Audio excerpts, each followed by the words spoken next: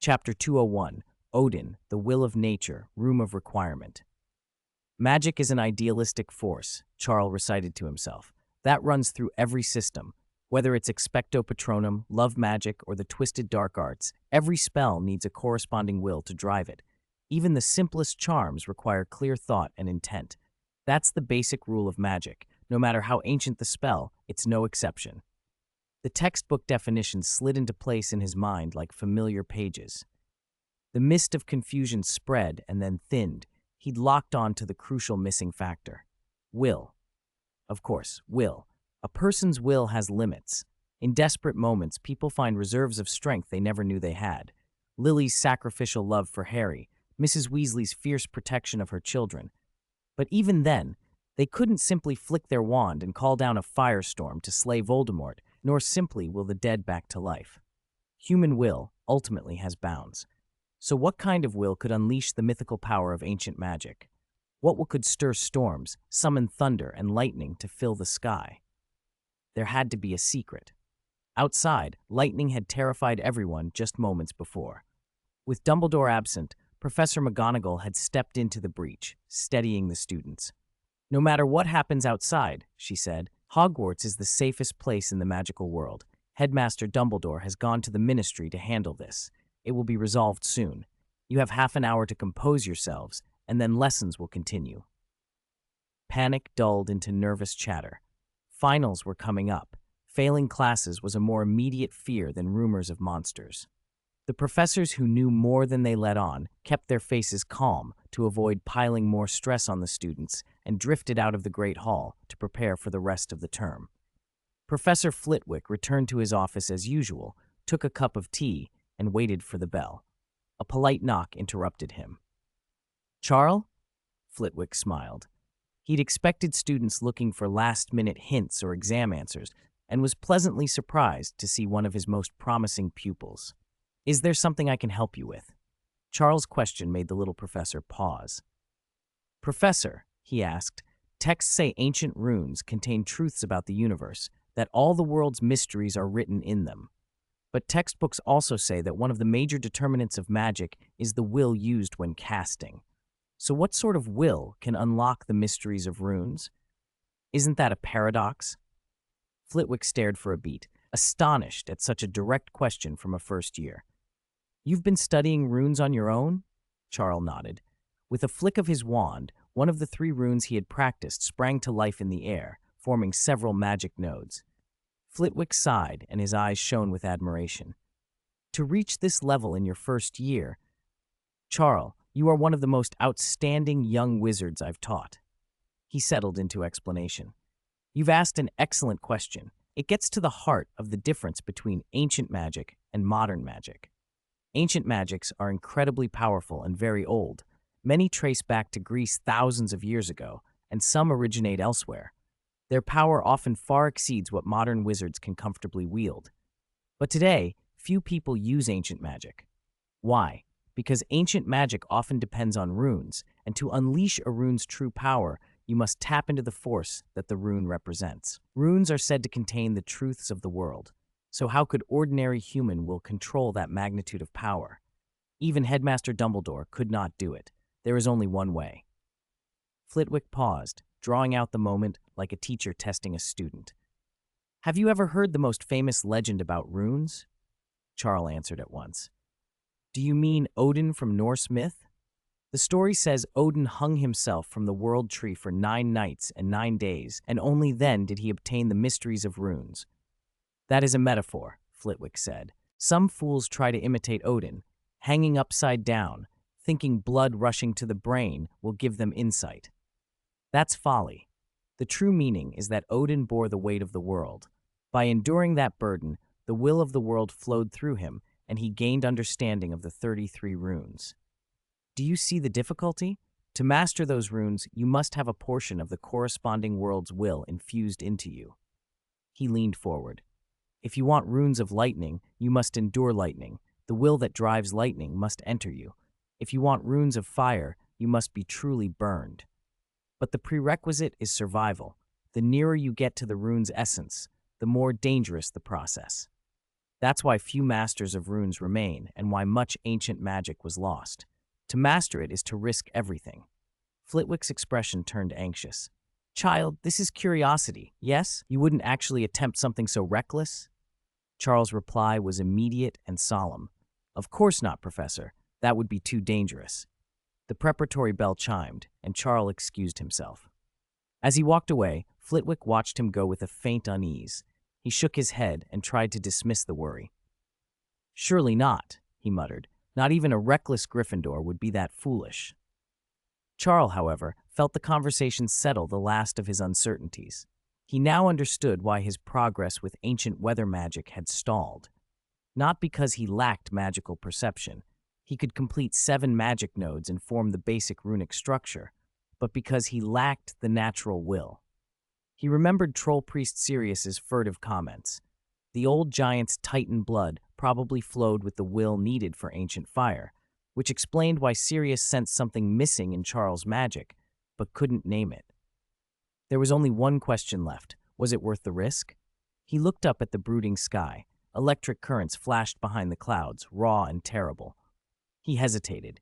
Being struck by lightning directly was madness. What if not even a legendary life could survive? He didn't want to die unfairly. He should at least test his tolerance first. There was no technology at Hogwarts to help.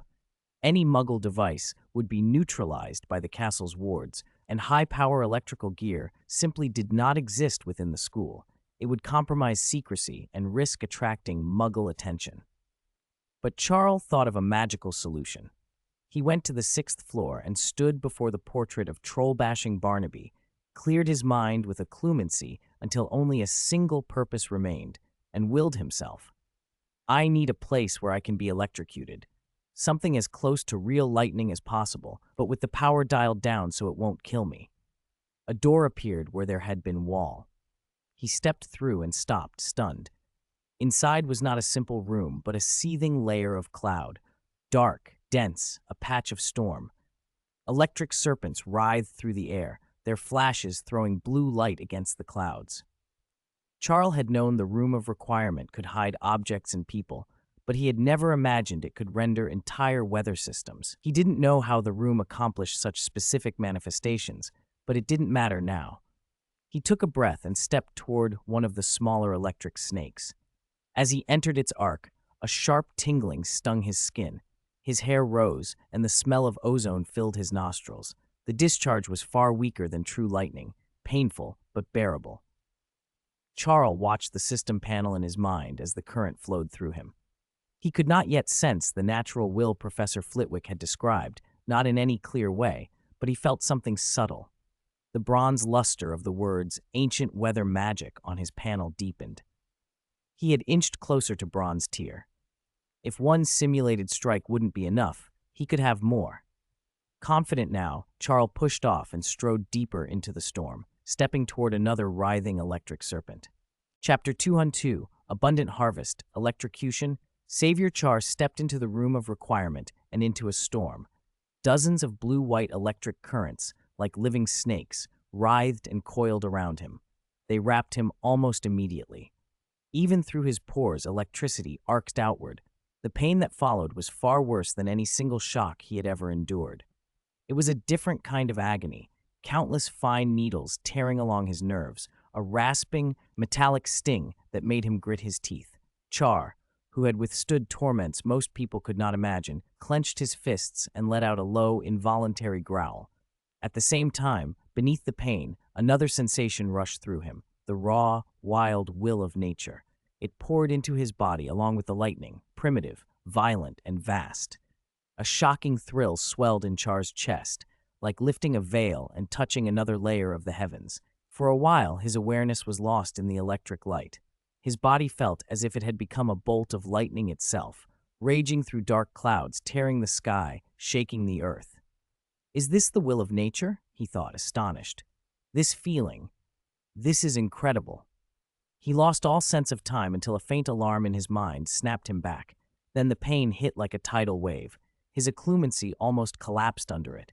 Looking down, he saw his epidermis charred black, fissured like burnt iron. Even the pores of his skin were spitting bloody arcs. Any ordinary person would have had their organs fail in seconds. If not for his legendary life ability, he would have been dead. A tremor of respect and fear passed through him. Ancient magic and runes were not toys. Approaching the will of nature with a human body and mind invited being drawn into it. He could see why Professor Flitwick had warned him against such reckless experiments. If his vitality had been even slightly less, he would have been badly maimed. Still, Char forced himself to move. He walked toward the doorway, electric light clinging to him.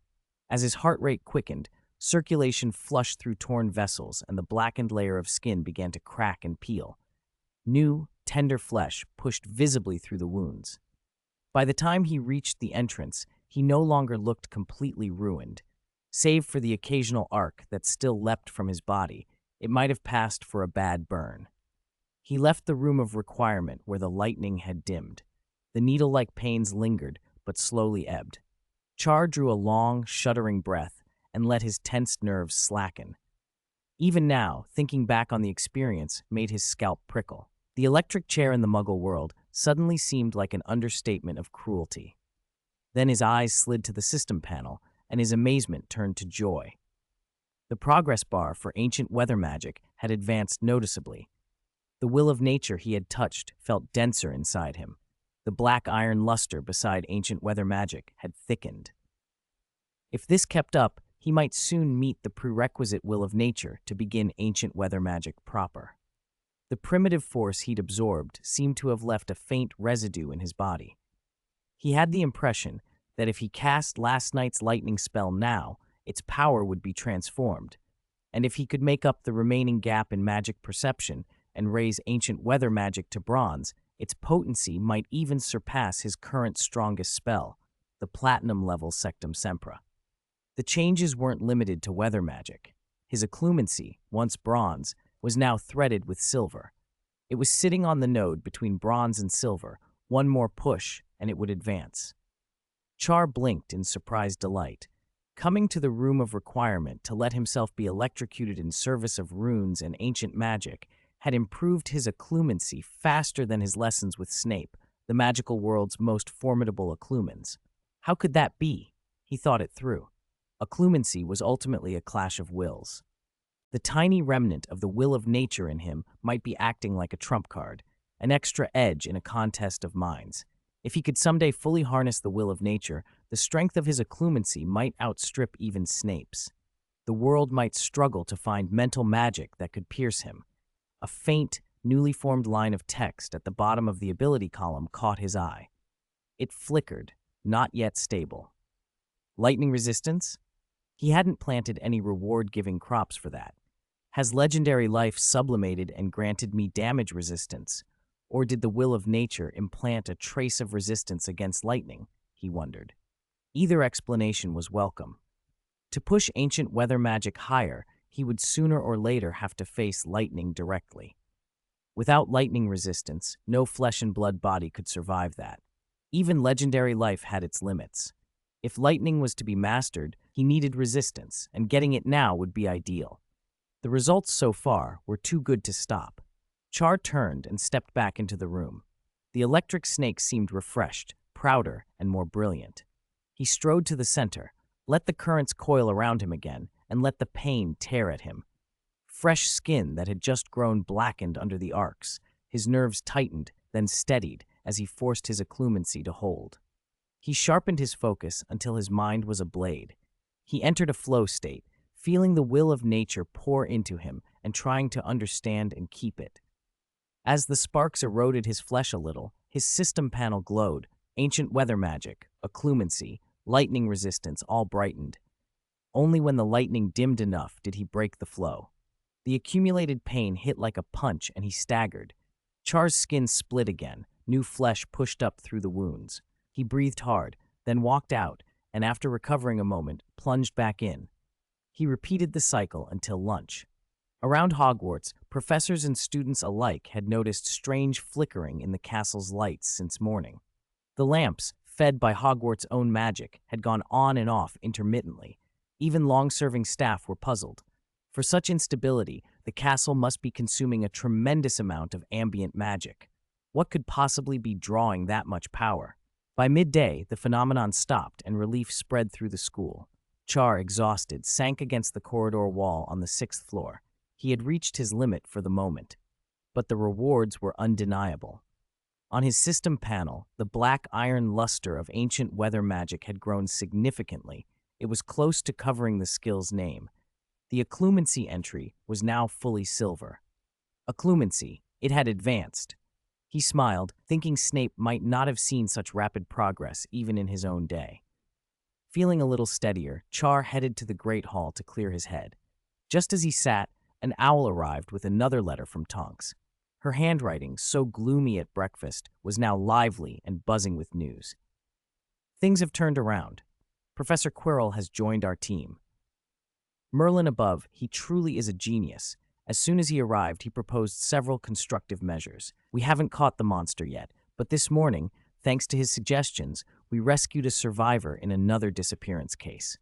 We all think this should be over soon. The minister wants to hold a press conference to announce the good news.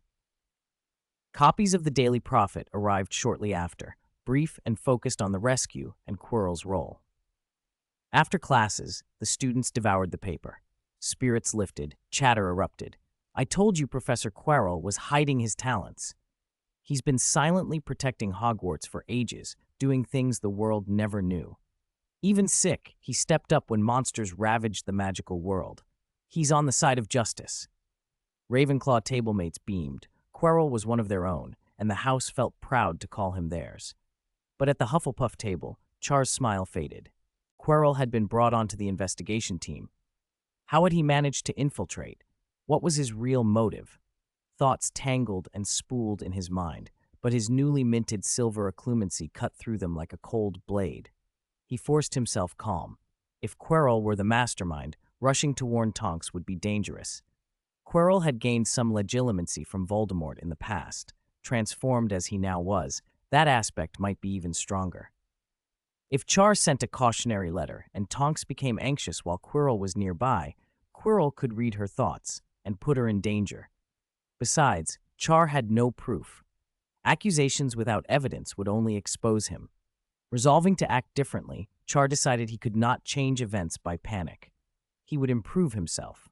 The more powerful he became, the more options he would have to protect others. He rose, walked to the 6th floor, and stood before the troll portrait. One thought filled him. Room of Requirement. Increase the intensity. Chapter 203. Advancement. Dream Potion. Thunderstorm. In the blink of an eye, 2 days had already passed. Inside Hogwarts, the lights in the classrooms continued to flicker on and off. Over the last 48 hours, the phenomenon had become almost routine. At first, teachers and students were alarmed, but after it happened repeatedly, they grew used to it. Perhaps some ancient castle spell governing the lights was starting to fail. Compared to the flickering, everyone was more worried about the recent disappearances in the magical world. The Daily Prophet ran the story on its front page every day, and the general atmosphere had shifted from panic to cautious hope. Once Professor Quirrell joined the effort to deal with the creature, several effective measures were proposed, and its movement patterns began to emerge. It was moving less, acting more cautious. There had been no new victims in 2 days. Under Quirrell's leadership, most believed capturing the monster was only a matter of time. Conversations ran lively through the castle. Many students began calling Quirrell a hero and regretting how easily they judged him at the start of term.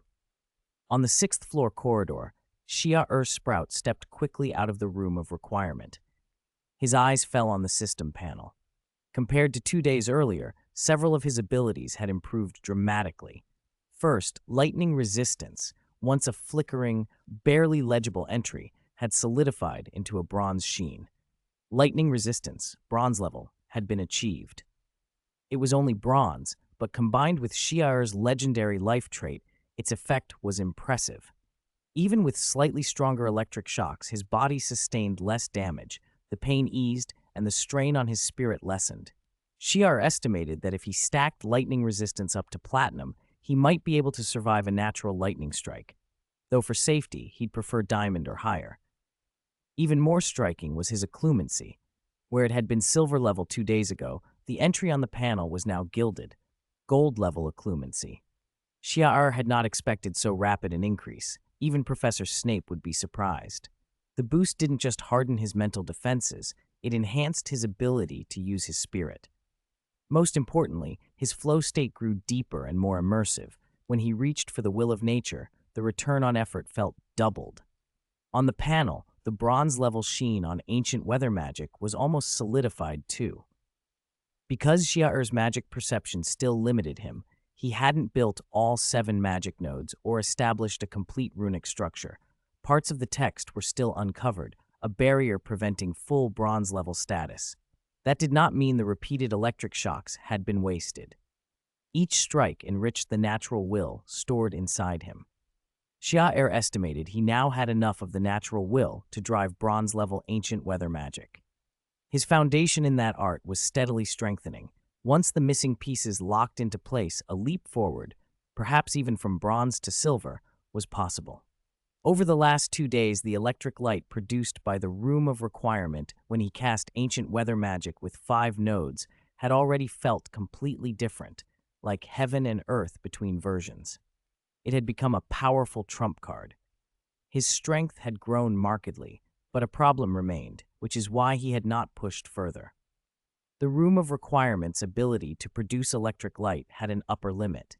In other words, the will of nature contained within those shocks had a cap. The richer the will contained in a shock, the more of it would lodge in Ciel's body and affect him. The marginal benefit of those repeated shocks was declining. As his mastery deepened, the Room of Requirement's help would matter less. There was an obvious solution. Find a thunderstorm, fly into the clouds, and take a natural lightning strike. That would pour the purest, wildest will of nature into him. The catch was survival. Even with his new lightning resistance, his physical state was nowhere near able to endure real lightning. He couldn't risk his life. Ciel's knowledge of magic, and herbology in particular, had grown since arriving at Hogwarts. Professor Sprout's collection, except for the most dangerous specimens, had been open to him. He'd experimented with herbs most people wouldn't imagine. Herbology gave him an idea. There's a tree called luminous wood, he thought. Bark ground into a juice, mixed with foxglove and other potion ingredients, produces a rare draught. Some who drink it claim utter bliss, as if their consciousness has reached heaven. Others scream that they've gone to hell. Early scholars assumed it was a narcotic hallucination, but later they realized it amplifies sensory awareness. Happiness becomes heaven, dread becomes hell. Whatever you feel, it intensifies. A strange look came to Ciel's face. When I enter flow and feel the will of nature, all I sense is its wild power, as if I am a bolt of lightning writhing through storm clouds. If this potion amplifies sensory perception, maybe it can magnify my experience of the will of nature. He wasn't certain it would work, but he had some confidence. If it did, before Quirrell returned, he might push ancient weather magic close to silver. The risks were obvious. The potion could wreak mental havoc. Some took it and went mad mid-effect. But with gold-level occlumency, Ciel believed he could withstand the mental onslaught. He judged the potential gain worth the risk. He had luminous wood and foxglove in his aunt's collection already. Those were easy to obtain. The trouble was the other rare potion ingredients and the meticulous brewing process he alone couldn't guarantee. He needed help. He decided to go to Snape. When he arrived at Snape's office with luminous wood and foxglove, Snape raised an eyebrow at the scent and immediately frowned. Luminous wood, foxglove, Sharp Sprout, why bring these to my office? The only thing they make together is that maddening draught, the dream potion. Ciel nodded. Yes, Professor. I want you to help me brew it. I need it for an experiment. Snape's usual sarcasm curled on his lips. An experiment requiring a potion that has driven many to madness. You think your occlumency's so robust you can take that? He drew his wand. A silver light pulsed at its tip. Perhaps I've been too lenient, allowed you to entertain unwarranted confidence. Do you want me to demonstrate what proper legilimency can do? His tone was acidic. Ciel answered calmly. If necessary, Professor, but please be careful. Surprise flashed across Snape's face. Maybe he had indeed been too soft with Ciel in previous encounters. He had never used his full strength when testing legilimency against him. Perhaps a harsher lesson would teach him caution. He hardened his expression and increased his legilimency. The silver light from his wand was noticeably brighter than before. If Shia-Ur's occlumency had only improved slightly, Snape expected to crack it easily. Instead, the silver light hit as if against a solid wall. Snape's legilimency failed to penetrate. He stared, astonished at how much Shia-Ur's mental defense had improved in such a short time. Then, the fragment of mind he had managed to breach was met with a thunderous roar, like a bolt of lightning, and Snape staggered. He grunted, dropped to his knees, and fell back 2 paces, blood welling from his nostrils. Shiar hurried forward. "Professor." Snape grabbed Shiar's arm, eyes wild with shock and anger. "What did you do? Was that the will of nature? Shiar, did you get struck by lightning?" A beat later, Snape looked at him as though he was insane. "Are you out of your mind? Do you know how many people pursuing true rune power or ancient weather magic ended up as ashes? And you choose lightning? If you wanted to die, a killing curse or poison would be more merciful. I've wasted time on a madman." Seeing Snape so uncharacteristically furious, even scared, Ciel kept his voice low. "Professor, I don't want trouble. I don't want these risks for myself. But I had a dream. In it, in a few years, the magical world is ruined. Terrifying people return. Horrible things happen. People I care about die forever." Snape's face froze. In Shia-Ur's mind was the image of Snape lying in a pool of blood from the original story. The image arrested him. "I don't like trouble," Shia-Ur continued quietly, "but there are things I can't allow to happen. I must be prepared." Silence stretched. Finally, Snape ground his teeth. "If Pomona knew I was brewing a hallucinogenic potion for you, she'd probably hex me senseless." He gave a short, reluctant laugh. "Still, go. Leave the luminous wood and foxglove. Meet me on the 6th floor corridor tonight." Shia-Ur left the herbs in Snape's office and arranged the meeting. Just before he stepped away, Snape tossed him a small potion vial. "This will soothe the mind," he said coldly. "Your nerves have been on edge. Drink this, and then leave me be while I prepare the draught." He shut the office door on him with a clipped, "Get out." Alone behind the door, Snape's expression softened for a moment. If a great war came and he was forced to act as a double agent, how many double agents lived happily ever after? He would have to play both sides. Shia-Ur had dared speak of preventing terrible things. Foolish, maybe, but not wholly without courage. Snape found himself smiling faintly. Perhaps he hadn't wasted his effort after all. He set to work. Luminous wood and foxglove went into his cabinet. He took out a handful of rare, carefully stored ingredients. He stirred, the flames licking as vapor patterned into strange smoke. He brewed with precise, practiced hands. Shia-Ur returned to the little greenhouse. His eyes fell on the mutated, luminous mushroom. He nicked his palm and fed it fresh blood. The reward orb above it swelled. In a day or 2, it should mature, and the insight it promised might reveal the 5-legged beast's weakness. On Sprout Island, a batch of goldfish vine planted earlier was almost ripe. With most of the Forbidden Forest trolls having migrated, this batch would be enough to boost his magic perception solidly into platinum, a qualitative leap. He felt the tension he had carried these days bleed away after he drank Snape's mind-soothing potion. Warmth spread through him, and his thoughts became like water soaking a weary mind. He must have dozed. When he came to, the sun had set. He breathed in, refreshed, and felt lighter than he had in weeks. That evening, he found Snape waiting in the 6th floor corridor, holding a vial that shimmered with an ethereal fog. "This is the potion you wanted," Snape said, "but it will be done under my supervision." Shia-Ur nodded. Since Snape already knew he was attempting to channel ancient weather magic, it made sense to bring him into the room of requirement. Having Snape there only increased safety. A door opened in the wall, and Shia-Ur led Snape inside. Out in the corridor, someone's indignant voice cut through the hushed corridor air. "I can't believe it. Shia-Ur Sprout is actually colluding with Snape?" Harry's voice was thick with disbelief. He stood cloaked in invisibility. Ron and Hermione crouched beside him, their expressions a mix of shock and confusion. They had been watching Snape, hoping to find a link between him and the monster. They had not expected this. "Shia-Ur was clearly bullied by Snape," Harry said. "Why would he go back to him?" Ron snorted. Didn't you hear Snape say he brewed a potion for Ciel? He didn't do this out of the goodness of his heart. For a little favor, Ciel has forgotten everything. Those Hufflepuffs who admire him, he's become Snape's accomplice. Maybe he helped that monster. Hermione's face was pale, disbelief and disappointment etched in her features. The boys shared a look and set their jaws. "Stay here," Harry said. "Let's see what they're up to." Inside the room of requirement, the electric light filled the space. Snape's greasy hair stood on end under the arcs. His face was drawn. At last he understood why the castle lights had been flickering during lessons. Ciel's experiments. He felt the static tingle of the electric light even from a distance. Seeing it now, the sensation prickled along his skin. Ciel had been taking shocks here repeatedly to draw the will of nature into him and touch ancient weather magic. Snape tightened his grip on his wand. "Ciel," he said, voice low, "to change things, you must survive. Don't die here." Ciel smiled, tilted his head back, and drank the dream potion Snape had brewed. He activated his occlumency. With distracting thoughts shut away, his mind focused into an immersive flow state.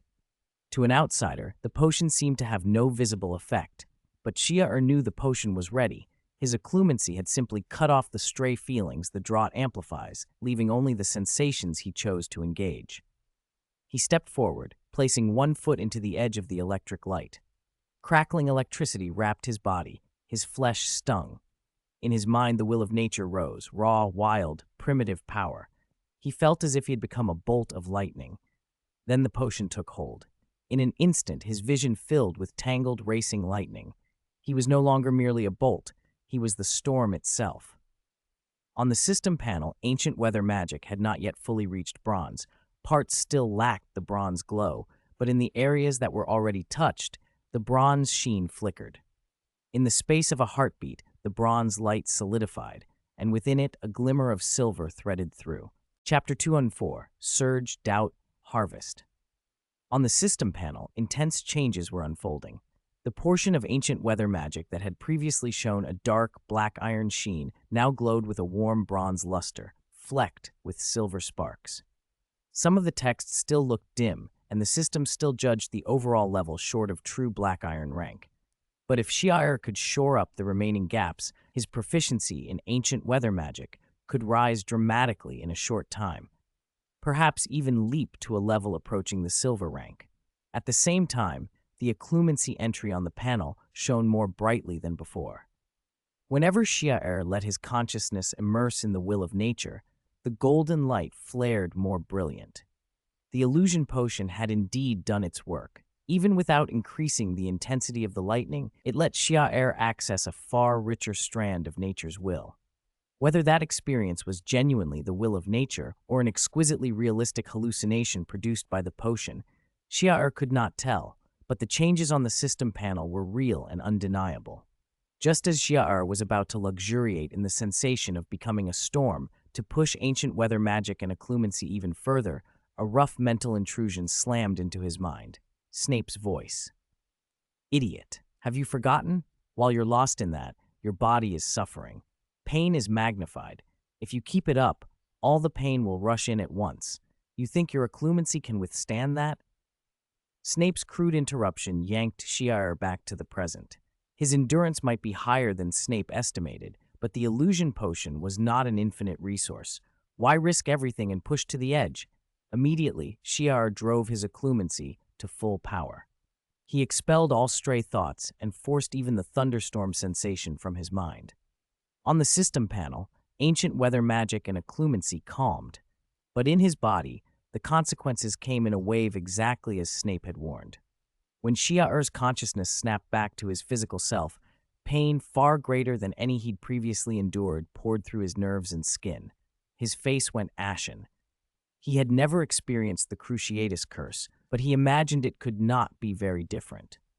Excessive pain could shred a person's spirit, the same kind of mental damage that had left Neville's parents permanently injured and confined in St. Mungo's. Many who had survived the Cruciatus suffered lasting psychological aftereffects. Fortunately, Ciel's occlumency had improved since he first entered the room of requirement.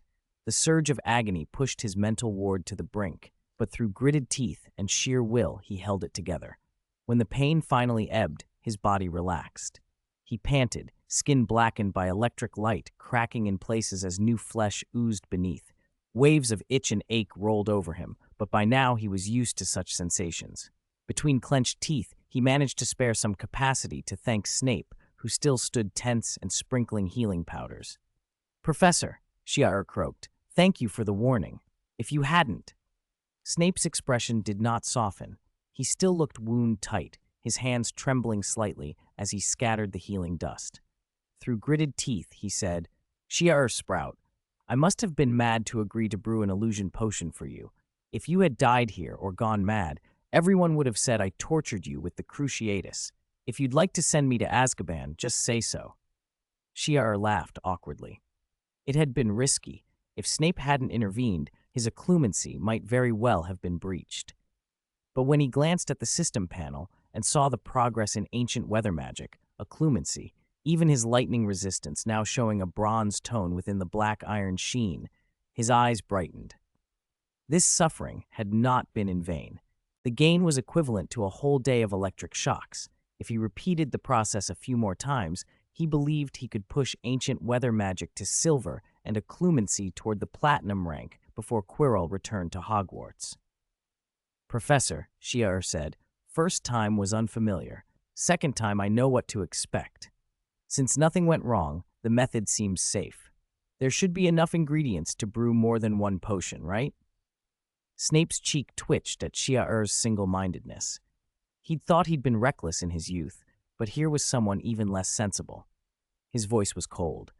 "Taking the illusion potion repeatedly in a short span can permanently draw you into hallucinations. The next dose should be at least 7 days away. Of course, you can tempt fate. Are you willing to take that risk?" Hearing that, Ciel's eager expression faltered. Snape's warning proved the potion's side effects were serious. Better to wait another week. Besides, even without the potion, he could still make progress with electric training, only slower. "Fine," Ciel said. "I won't take another potion now, but I'd like to stay here and be electrocuted a while longer. You should go rest, Professor." Snape's eyes widened. He still saw Ciel's charred skin and new flesh. Even without the potion's magnification, the pain had been hellish. How many times had this boy already been through this? How many times had he repeated the process? For a moment, Snape, the man accustomed to bearing immense burdens, fell quiet. The image of Professor Pomona Sprout's confident words at the start of the school year surfaced in his mind. "My Ciel has the makings of a legend." A slow, strange smile tugged at Snape's lips. "Makings of a legend?" he murmured inwardly. "I thought she exaggerated. Perhaps even she underestimated him." For reasons he couldn't fully explain, Snape's habitual pessimism loosened. Maybe this student could change something. Meeting Ciel's surprised look, Snape said, "I'll research the illusion potion to reduce the interval between doses and lessen its amplification of negative sensations like pain. It will take time." Ciel's eyes lit. If Snape could truly modify the potion, it would be a major boon for his runecraft and other ancient magics. "Thank you, Professor." They left the room of requirement together. The electric glow inside had already dimmed. Snape walked back to his office, while Ciel turned and went straight back into the room. Without the potion's effect, progress slowed, but with steady accumulation, the gains were still significant. Ciel repeated the process again and again. Night deepened, and when the pre-dawn darkness was at its thickest, he finally rubbed his throbbing temples and eased his tense mind. Then he headed toward the little greenhouse. Along the 6th-floor corridor, Harry, Ron, and Hermione, who had been keeping watch under the invisibility cloak all night, aching and drowsy, suddenly perked up. Ciel had been coming and going from that strange door for hours. Now he was moving again. They had watched Snape many times without finding anything. Perhaps with Ciel there was a chance of learning more. Quietly, they tailed him. When Ciel reached the little greenhouse, they followed, their faces blanched at what they saw. Ciel went to a corner and stood before the mutated, human-faced luminous mushrooms. Above each grew a reward orb. The orbs were nearly ripe, just one more feeding and they might mature. Ciel's expression shifted. He reached into his sleeve, cut his artery, and let his blood spray like a jet onto the soil where the mushrooms were planted. The rich, vitality-filled blood drove the already bloodthirsty fungi into a frenzy. Each human-like face on the mushrooms opened its mouth as if to drink. Strange, reddish hairs writhed and sucked at every drop. Beneath the invisibility cloak, Harry, Ron, and Hermione smelled the metallic tang and felt their stomachs turn. They had not expected to see Ciel feeding a plant that looked so grotesquely sentient with his own blood. Harry's mind leapt to dark possibilities. Had similar plants caused disappearances in the wizarding world? Was Snape cultivating them? Was Ciel being manipulated? Suppressing their disgust and fear, the trio edged closer. Hermione whispered, voice shaking, "I've never seen anything like this. There's nothing in 1,000 magical herbs and fungi that matches it. This must be a product of dark arts." Harry clenched his fists. This proves something is wrong here. We have to do something. Ron suddenly swayed. If Harry and Hermione hadn't acted, he'd have cried out. Hermione clamped a hand over his mouth, and Harry steadied him. Ron pointed at his leg, pale. "I think I brushed it. Maybe it pricked me." Hermione inspected him. "There's no wound, Ron. Are you sure you were pricked?" "I'm only saying it's possible I was pricked," Ron snapped. "Or maybe I just brushed it. It was disgusting, all right?" They hushed each other. Ciel had frozen, frowning and looking around as if sensing something. Luckily, the invisibility cloak kept them hidden. After a moment, Ciel opened the greenhouse door to air it out and vanished. The trio slipped away as quickly as they could, hearts pounding. Once they were a safe distance off, their voices rose. "Now we know what Snape and Ciel are up to," Harry breathed. "If we can figure out what those plants are, maybe we can stop whatever's going on." They chattered with renewed energy, the fatigue forgotten. Inside the little greenhouse, Ciel closed the door. He glanced at the soil at the entrance, noting a slight depression. He had guessed others had been there. It didn't bother him. Let the three reckless Gryffindors think what they liked. For now, his focus was the reward orbs. After feeding them, the mutated mushrooms had taken their final step toward maturity. The orbs hung heavy like fruit. Ciel drew a deep breath and touched them. Dozens of tiny orbs flowed into him at once. On the system panel, 2 new entries blinked into existence: Curse Studies and 5-Legged Beast Transformation Art. Chapter 205, Curses, Temples, Ancient Ashes. As one light orb after another surged into existence, Char's system panel updated with a line of prompts. You have cultivated the mutant human-faced luminous mushroom to maturity. You received a reward, Curse Studies Comprehension. You received a reward, 5-Legged Beast Transformation Art Comprehension. The words, Curse Studies Comprehension, condensed and shimmered in silver on the panel, then shifted to a brilliant gold and grew richer. As it did, Char felt his magic being wrapped in a cold negative aura, a kind of magic particle unlike any he had encountered before. It was ethereal, halfway between illusion and reality, and other magic particles barely interacted with it. Char's heart quickened. So this was why curses were so mysterious and difficult to remove. Most magic simply couldn't touch them. Spells and potions would be ineffective. Protective charms could be bypassed. That made curses valuable in combat, but dangerous to wield. He raised his wand to experiment, and the new curse magic surged out from the tip with an ominous pressure. A wave of negative emotion struck at his mind. Char frowned, his gaze on the Curse Studies entry sharpening with both curiosity and caution. Like other dark arts, curses fed on negative emotion. The stronger the curse, the heavier the emotional toll. Powerful curses could devastate the caster's sanity more than even an unforgivable curse might. No wonder the tale said dark wizards who mastered curses rarely ended well. In cursing others, they were eroded by the malice they invoked. Char stopped. Even with a clumency to block such intrusions, he would not take that risk unless necessary. For him, curses were more valuable as a research field than as a combat tool. He discarded the section of the comprehension devoted to cursing people and instead focused on a niche entry, curses bound to objects. Cursing inanimate things or low-intelligence creatures produced far less negative feedback for the caster. The curses were weaker, at first causing headaches or nausea to those who touched them, but certain cursed artifacts accumulated power over decades or centuries and became genuinely dangerous.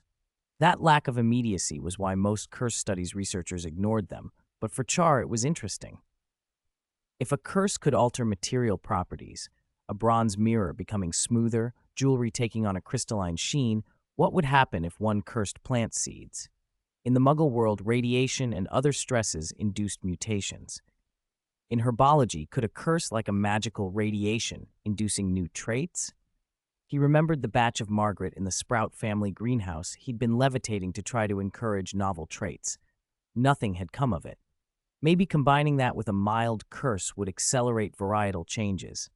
He imagined a whole interdisciplinary field, cursed herbology. The thought of top journals, awards, and breakthroughs flitted through his mind. He pushed the idea away. There were other priorities: the school year, the two-faced man, and Quirrell's possible return. He couldn't risk being spied on. He fell silent and turned his attention to the five-legged beast transformation art, which glowed bronze. He hoped to find a way to counter the five-legged beasts. The pages of the transformation art unfurled before him, an ancient stone slab carved with complex, bloody rituals.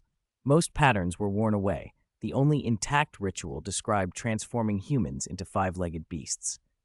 The slab seemed to pull at him, whispering in his mind, "Look, the origin of the dark arts is here. The oldest, most powerful dark arts are on the slab. Look and bow before their power." As he watched, the bronze glow on his panel intensified. The five-legged beast transformation art climbed from bronze to silver. The words "ancient dark arts" that had appeared earlier reasserted themselves. Char's expression hardened. Someone was trying to bewitch him. He engaged his occlumency. The seductive thoughts were repelled, but a cold voice still echoed. "You can't escape. You are chosen by the temple. You will enter." Both the five-legged beast transformation art and the ancient dark arts continued their slow ascent on the panel. Char had to consider why. Could the temple's power be so great it could influence the system? No. The system granted rewards up to mythical. If that temple could override it, Char would never have escaped Doraria Island back then. He had fled before fully learning occlumency. If the temple's will could affect the system, he would have been trapped. Another possibility presented itself. Last time he left Doraria Island, he had carried some lingering contamination, a curse or spiritual trace. Looking at the five-legged beast material had activated that residue, and the temple's will had tried to reach him through it. He glanced toward the little greenhouse. The mutant human-faced luminous mushrooms wore twisted human smiles, crimson fuzz swaying. The guardian tree's sacred magic rustled more than before, but it could no longer fully suppress these fungi. They emitted an ugly, alien aura. From their faces he heard the same cold, mocking laughter that had tried to invade his mind. The mushroom's corruption had grown since they'd been exposed to five-legged beast blood. They were developing a kind of consciousness, and now they were trying to taint him. Char lashed out with one of his trump cards. Sectum Sempra. The platinum-level curse flashed like a blade, sweeping across the dozen mutant mushrooms. It passed through them, as if they were illusions. The plants only chuckled. "It's useless. The temple's power is beyond weak modern dark arts." Char's face hardened. He unleashed dragonfire, the scorching breath he'd gained from harvesting a blood emerald, and baked the mushrooms in searing orange-red flame. Even trees would have caught. The mutant fungi barely reacted, their crimson hairs still fluttering. A chill ran through him. This was a curse, then, but not the sort a modern caster could counter. The mushrooms mocked him. "You're clever, but you're not the only one." Even the Transfiguration Masters and Aurors who had gone to Doraria Island suspected a curse, and they were seduced by the temple. "Do you think you can resist where they could not?" Char's heart tightened. He hadn't realized the stone had lured the Transfiguration Masters that way. He checked his panel. The five-legged beast transformation art had already jumped from bronze to silver, and the ancient dark arts shimmered with a black iron sheen. If the rise continued, the consequences would be grave. He tried curse magic on the mushrooms, thinking that if the temple's power was a curse, countering it with a curse might work. The fungi sneered. "Your paltry negative feelings? What can that do against the temple's will?" The laugh claimed the temple's curse was driven by a different, far greater will, not comparable to ordinary dark arts. Char realized the key: all magic tied to will.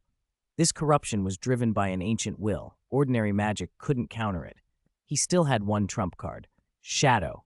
Shadow thorns stirred, awakening ancient shadow magic. Shadows on the ground rose like blades and sliced into the mutant mushrooms. The laughter faltered as crimson hairs fell away and the fungi were marked. A voice, astonished and reverent, cried that shadow thorns had awakened ancient shadow magic. For a moment, Char thought he'd turned the tide, but the plants recovered. Useless, they said. How can your weak ancient shadow magic compare to the temple? The shadow's marks faded, and Char saw Shadow struggling. It spent a tremendous amount of power. The mushrooms taunted him to give up. They boasted the temple's lure had drawn transfiguration masters. Why resist? Char breathed and met their taunt. That's what I should be saying to you. The power you can show in Hogwarts isn't what you claim. If this level of ancient shadow magic affects you, then I'm relieved. He cast quickly and precisely. A bubblehead charm sealed his head and triggered water enhancement. His magic perception and magical power spiked. Runic nodes began to form under pressure, his movements steady from countless hours of practice and hard-won occlumency. 3 runes, 9 nodes, built in an instant. The mushrooms sneered, but when the nodes began to resonate and a cold, blue-white electrical light crested the wand tip, the laughter choked into incredulous cries. Ancient weather magic? They cried. The natural will that drives lightning. How can that exist now? Wait, don't. Char ignored the pleas. Beads of sweat popped at his temple. He pushed harder. 3 runes, 12 nodes. The electric light twisted like giant pythons. The mushroom's voice rose in panic. Your magic perception isn't enough. Your ancient weather magic can't work. Stop! Char threw the last of himself into it. He wasn't drawing from ordinary will now, but from the vast natural will he'd accumulated through hundreds of thousands of electric shocks and the Phantasmagoria potion. The wand came down and 15 magic nodes completed. Lightning, thick as a bolt, struck through the little greenhouse, enveloping the mutant mushrooms. The explosion left a strong burnt smell in the air. The cold laughter was gone. The mutant, human-faced luminous mushrooms had turned to ash. Char's taut nerves finally loosened. Sweat drenched his forehead. He chastised himself for carelessness. He'd been focused on the scientific value of these mutants, what they might teach him about curse studies and 5-legged beast transformation, and forgot Professor Sprout's rule. Some herbs are too dangerous. If a plant behaves beyond your control, destroy it. Once the 5-legged beast blood mutated the luminous mushroom and it made him feel uncomfortable, he should have destroyed it immediately. If he'd relied on his routine and not been diligent about gathering natural will and learning ancient weather magic, he might have been seriously harmed. Char examined the ashes. The strange cold aura had faded. There was a faint, ancient residue. Shadows writhed at his feet. Shadow, exhausted after the fight, brightened with longing at the ashes' ancient will. Char nodded and let Shadow have at them. Streaks of shadow enveloped a clump of ash. The ancient aura vanished, and the ash became ordinary dust. Shadow perked up. The reward light sphere above it expanded. One by one, Shadow devoured the remaining ash clumps. With each, the reward sphere swelled until it completed a full circle. Shadow's shadows grew darker and denser than before. The visceral unease Char had felt around the mutant fungi vanished and was replaced by a burning excitement. Those ashes were a rare nutrient for ancient plants. Between world tree roots, a fire god seed, humping willow branches, and unknown ancient seeds from Porgy-Chalmon, Char's most precious scarcity was the magical power to make ancient plants grow. Helga Hufflepuff had once used the golden cup to make a humping willow thrive. Since the cup was lost, no one had managed to cultivate ancient plants. Now, with these ashes, and more like them produced from 5-legged beast-induced mutants, Char's heart raced. If he could get enough ashes, he might be able to plant ancient species much earlier than he'd hoped. Chapter 206, Blasphemy, Humping Willow. It's done. Inside the little greenhouse, Charles felt his pulse quicken. If he could get ancient plants to take root ahead of schedule, the payoff would be far greater than ordinary magical herbology. Ancient plants granted extraordinary rewards, including rare insights into ancient magics. He already knew how valuable even a little ancient weather magic could be. Such practices were difficult and dangerous. requiring infusion with the will of nature, but the returns were enormous. Without the ancient plant harvest that had given him ancient weather magic and a fair stock of natural will, dealing with the human-faced luminous mushroom mutated by the temple's power would have been a nightmare. If he could plant an ancient specimen early, the gains when it matured would be obvious. Resolved, Charles stopped hesitating. He drew another vial of five-legged beast's blood and, using a levitation charm, dispersed it into a fine mist over a patch of luminous mushroom mycelium. The mycelium, having absorbed the blood, sprouted an odd reddish fuzz. Expressionless, Charles nicked his own artery and let a puff of his blood join the mix. The vital, living blood fed the newly transforming human-faced luminous mushrooms and accelerated their change almost instantly. A patch of mutated human-faced luminous mushrooms, no smaller than the last one, reappeared in the little greenhouse. Before they could fully mature, the same chilling voice that had faded earlier began to emanate again, this time threaded with confusion and alarm. "What are you doing?" it demanded. The voice's owner clearly hadn't expected Charles to have the nerve to plant such a large patch after he'd just eradicated them. "Are you regretting it?" A strange, malicious laugh followed. "I invited you before. The temple's power was within reach, and you refused. Now you regret it? It's not impossible, but you must give up ancient weather magic, and you must tell us where you got it. Forget about it." Charles answered with a cold sneer and no words. He raised his wand again. Rune power nodes formed as crackling electric light gathered at its tip. The voice paused, anxious. "No? You planted another batch just to strike again?" Before it could finish, Charles sent a bolt of lightning down. The mutated mushrooms were enveloped and ripped apart into ash. The voice screamed and spat curses. "I'll remember you. You damned Hufflepuff. You'll regret this." Thunder drowned it out. All that remained were piles of ash. Charles frowned as he surveyed the ash. There was far less than last time, less than a tenth of what he'd gotten before. He needed that ash for cultivating ancient plants, and this amount would not be nearly enough, even if he used the rest of his five-legged beast's blood to induce more mushrooms. Why was there so little? He thought it through. The ash had been produced by his ancient weather magic, colliding with the ancient dark arts inherent in the mutated mushrooms.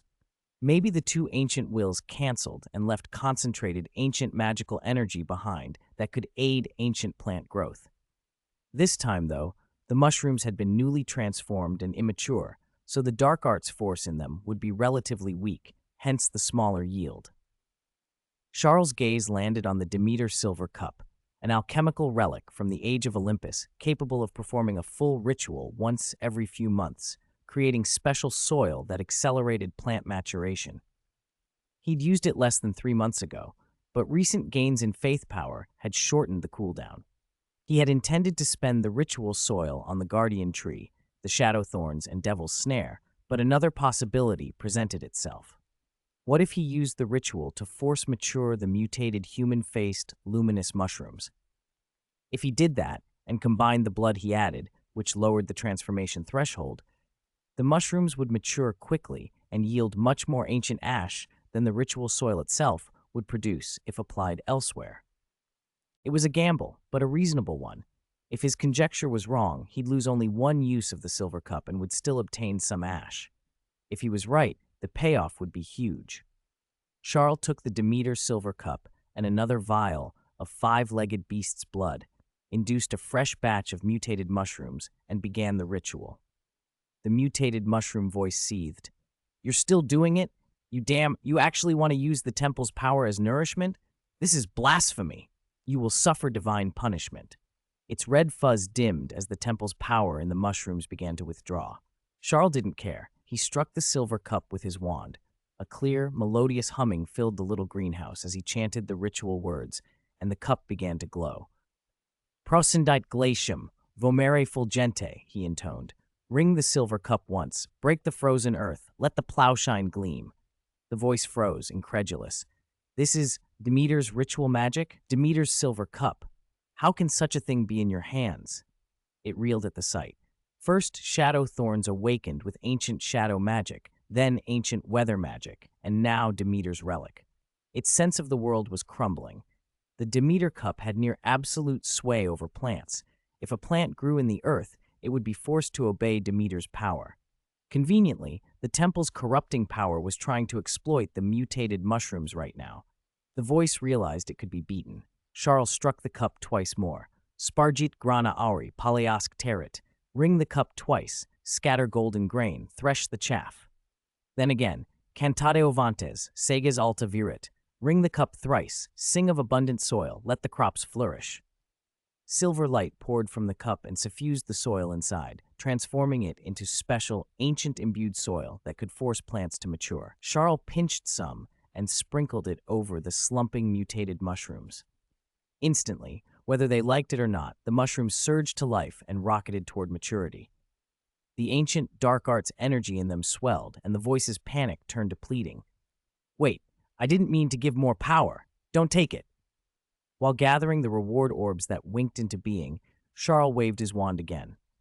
Lightning struck the newly matured mushrooms. In an instant, they turned to great puffs of ash, far more than he'd gotten before. His conjecture was confirmed. The mutated mushrooms needed to mature to contain more of the temple's ancient dark arts energy, and when he countered that with ancient weather magic, it yielded concentrated ash useful for ancient plants. His eyes brightened at the growing pile of ash in the silver cup. He had to keep going.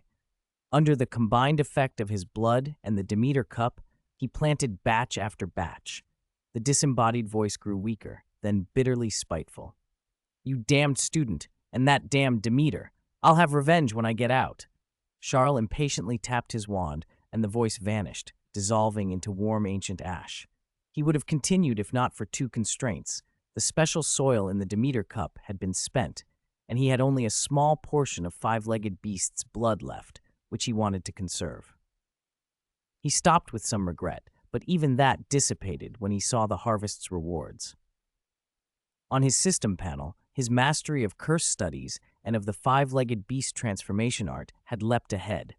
Curse studies jumped from gold to platinum. His five-legged beast transformation art advanced from bronze to the borderline of silver and gold.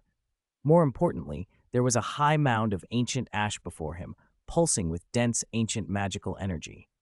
It was more than enough to support the initial growth requirements of an ancient plant. Which plant to try? World tree roots or the fire god seed from the troll settlement were immediately dismissed. Mythical level plants were special, likely needing far more ash and unknown conditions. That left the seed from Porgy Chalman and the homping willow branch Professor Sprout had given him. He chose, without hesitation, the homping willow branch. It had been properly treated and cut, so its vitality was higher than a raw seed's. Higher vitality meant higher survival odds, and the homping willow had already been extensively studied. His prior work cultivating shadow thorns and devil's snare had been subtopics of homping willow cultivation, giving him useful experience. What he lacked was crafting a soil and magic environment to let ancient plants take root, precisely the problem the ancient ash could bypass. He steadied himself. A clumency calmed his mind, banishing distractions. He recalled the countless nights pruning magic nodes on Devil's Snare and tending shadow thorns until the details were muscle memory. His hand was steady. With a light tap of his wand, he dispelled the protective wards around the humping willow branch. The branch's core pulsed vibrant green. He used a pruning charm to remove leaves from the middle and lower sections, leaving only the upper leaves. Young grafts and cuttings struggled to pull nutrients from the soil. Lower leaves would compete with the cutting for scarce resources. Preserving a few upper leaves maximized the cutting's ability to absorb light and nutrients. Every choice was precise. The most crucial step came at the root. Charles spoke the Sectum Sempra incantation. A sharp, powerful magic cut neat petal slits into the branch's root magic nodes so external magic and nutrients could be absorbed more readily. He did not hesitate. The treated branch went straight into the soil mixed with the ancient ash. If he had delayed by half a second, foreign magic might have contaminated the absorption channels and ruined the attempt. When it was planted, Charles' forehead was beaded with sweat. He watched the branch without blinking. Many herbology masters might have tried grafting the branch onto other ancient stock, but that added complexity and risk. He'd chosen the simpler cutting method and now waited to see if the branch would begin to absorb magic. If it did, the first and hardest step had been taken. If not, all was lost. Minutes drifted by, and the recognized limit for success approached. Charles' throat tightened. Had it failed? Had he missed a small detail? He braced himself for disappointment. Just as he was about to accept it, Shadow, his devil's snare, came to the branch's side. Before he could react, a thorn from Shadow pierced the cutting's skin and injected a stream of ancient magic. Shadow thorns were a recognized subtopic of humping willow cultivation, their magical properties compatible. It was like giving a patient a direct intravenous nutrient drip. Charles held his breath as the thorn detached. A moment later, a string of magic flares signaled the branch had reacted. Ancient energy in the soil began to be gradually absorbed by the humping willow cutting. Charles' fists tightened. It had started. The first step had succeeded. A flickering reward light orb appeared before his eyes. He felt a rush of stunned joy, then sprang up, punching the air and letting out a low, triumphant roar. It's done! Chapter 207. Surprise, Return, Deduction. A while later, Char, recovered from his excitement and adrenaline, stared at the reward light orb hovering above the whomping willow branch. It still felt unreal. Even though no system prompt had confirmed the propagation as complete, Char was sure the first step had truly succeeded.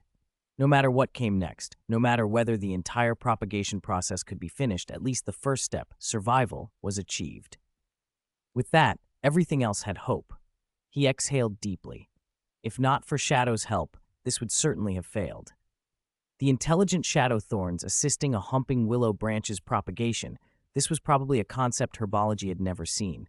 If word got out, even seasoned herbologists would be astonished. Char cleared his mind of distracting thoughts and refocused on the branch he had just coaxed into the soil. Newly propagated, it still needed extremely careful tending. Not the slightest negligence was allowed. The magic conduit he had just built was fragile. If it faltered, it would drive anyone mad. He set about his meticulous care. In Professor Sprout's office, Pomona rubbed her tired eyes. She sipped a fortifying potion and closed a newly published herbology journal. The journal had just carried an article that impressed many in the herbology community, an achievement by a young herbologist publishing under the name Ed. Pomona had never heard of him. The name was probably a pseudonym. The findings were extraordinary, a processing step for cultivating active ancient plant seeds. Ed had apparently raised a special plant that, combined with certain materials, produced a potion that slightly enhanced the activity of ancient seeds. He hadn't revealed the plant's origin or cultivation method, but the potion's efficacy had been verified. This pushed ancient herbology forward. Many herbology masters had sent congratulatory letters. As one of the researchers in the field, Pomona was pleased, but she felt sorry for Char. Without Ed's paper, Char likely would have been the front-runner for this year's Young Talent Award. With Ed's publication, that became uncertain. Both works were top tier, but not of the same level. Pomona sighed and briefly wondered whether she should hold back Char's achievements for next year. By then, perhaps nothing of Ed's caliber would appear. As she wrote a congratulatory note to Ed and mulled this over, hurried footsteps sounded outside. Professor McGonagall knocked and strode in, the hairy trio close behind her. The moment she entered, McGonagall asked, "Pomona, do you know what plants Char has been cultivating in the little greenhouse recently?" Pomona frowned. "Char is fully capable of independent research. I don't probe into every experiment he does. Why are you so worked up?" Her gaze dropped to Harry, Hermione, and Ron, and confusion deepened. "Harry, Hermione, Ron, what does this have to do with you?" The trio could no longer hold back. They told the terrified story they'd witnessed in the little greenhouse, plants that looked like something out of the dark arts. At the accusation that Char was growing dangerously dark specimens, Pomona's face went pale. "Nonsense," she said flatly. "Char would never do such a thing, and you may not be qualified to identify some rare species." Hermione, anxious, raised her voice. "Professor Sprout, we went in under an invisibility cloak at night, and we were right next to it. There's no plant like that. Being near it made our hairs stand on end." Harry added with certainty, "If we're wrong, punish us, but we couldn't risk it." McGonagall looked to Pomona and murmured, "Pomona, to be safe, should we take a look?" Pomona drew a breath, and despite her irritation, nodded stiffly. Her expression was closed. She strode out. McGonagall, aware of Pomona's anger, after all, Char was the one person Pomona cared most about, followed, knowing that a relative being accused of something dangerous would upset anyone. But the trio's description sounded too grave to be a childish prank. Better to confirm than to risk an accident. They reached the little greenhouse. Pomona opened the door. Inside, Char knelt on the floor, carefully tending something.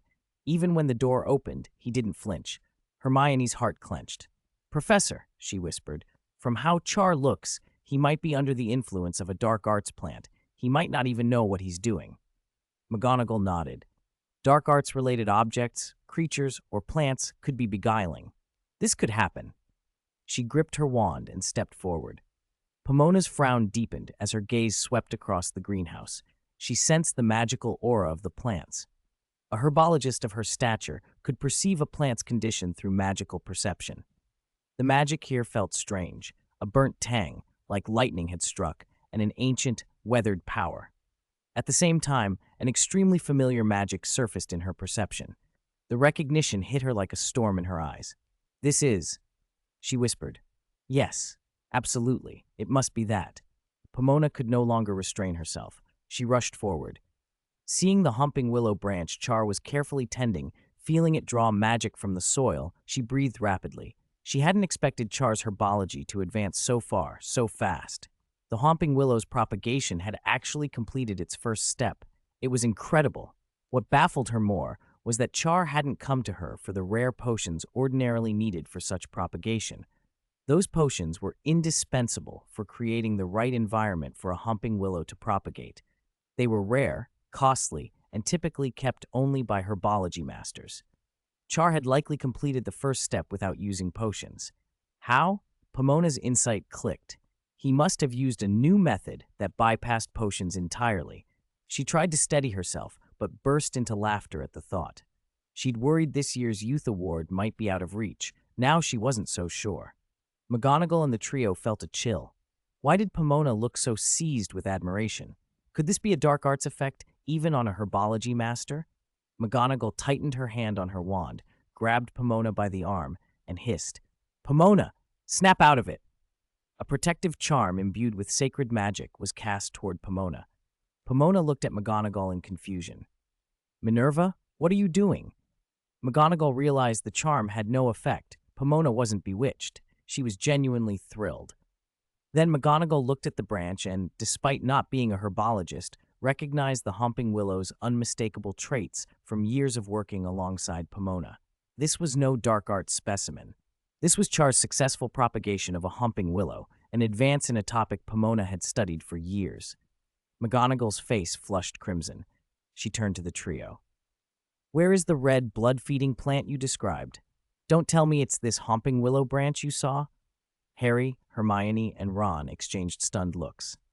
The mutant mandrake glow fungus they'd seen earlier had been reduced to ash by Char's ancient weather magic and then buried beneath the humping willow branch. It was gone. Harry's expression showed disbelief. "But it was here before. We saw it." Hermione pointed at an empty spot. "I remember it being right there. How could it just be gone?" Ron, furious, snapped, "Char must have known we'd be investigated and hidden it. He's the one who set us up. Professor McGonagall, you have to believe us," they pleaded. McGonagall drew a steadying breath. Her color drained to near gray. She looked at them with the deepest disappointment. "You've let me down," she said. "I expected more caution when it comes to someone's reputation. I did not expect you, Miss Granger, to behave so recklessly." She paced a moment, then spoke sharply. "I saw no dark arts plant. Only Char's outstanding herbology, evidence of tireless practice and skill. Perhaps you should apply yourselves more to your studies." Before the trio could answer, McGonagall announced a punishment that felt like a blow. "Because of your behavior, Gryffindor will lose 50 points.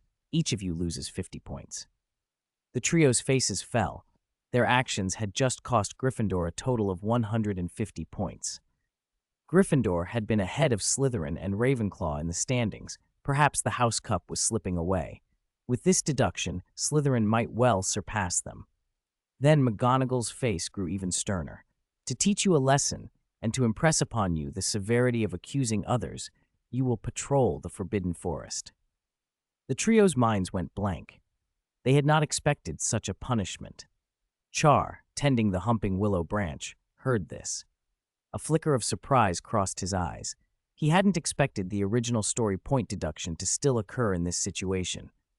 He dismissed the matter a moment later. Whether or not the trio were punished had nothing to do with him. But Ron did not accept it so calmly. As they left the little greenhouse, the three of them trudged back toward the castle, pale and resentful. Professor McGonagall was completely taken in by Char, Ron fumed. He must have tricked her somehow. He's the one who put us in this mess. Just wait, this isn't over. Once Professor Quirrell returns, Ron muttered, whatever trick Char and Snape are using will be exposed. The mention of Quirrell snapped Harry and Hermione back to a sliver of hope. Perhaps Quirrell would return soon after the disappearance case was resolved.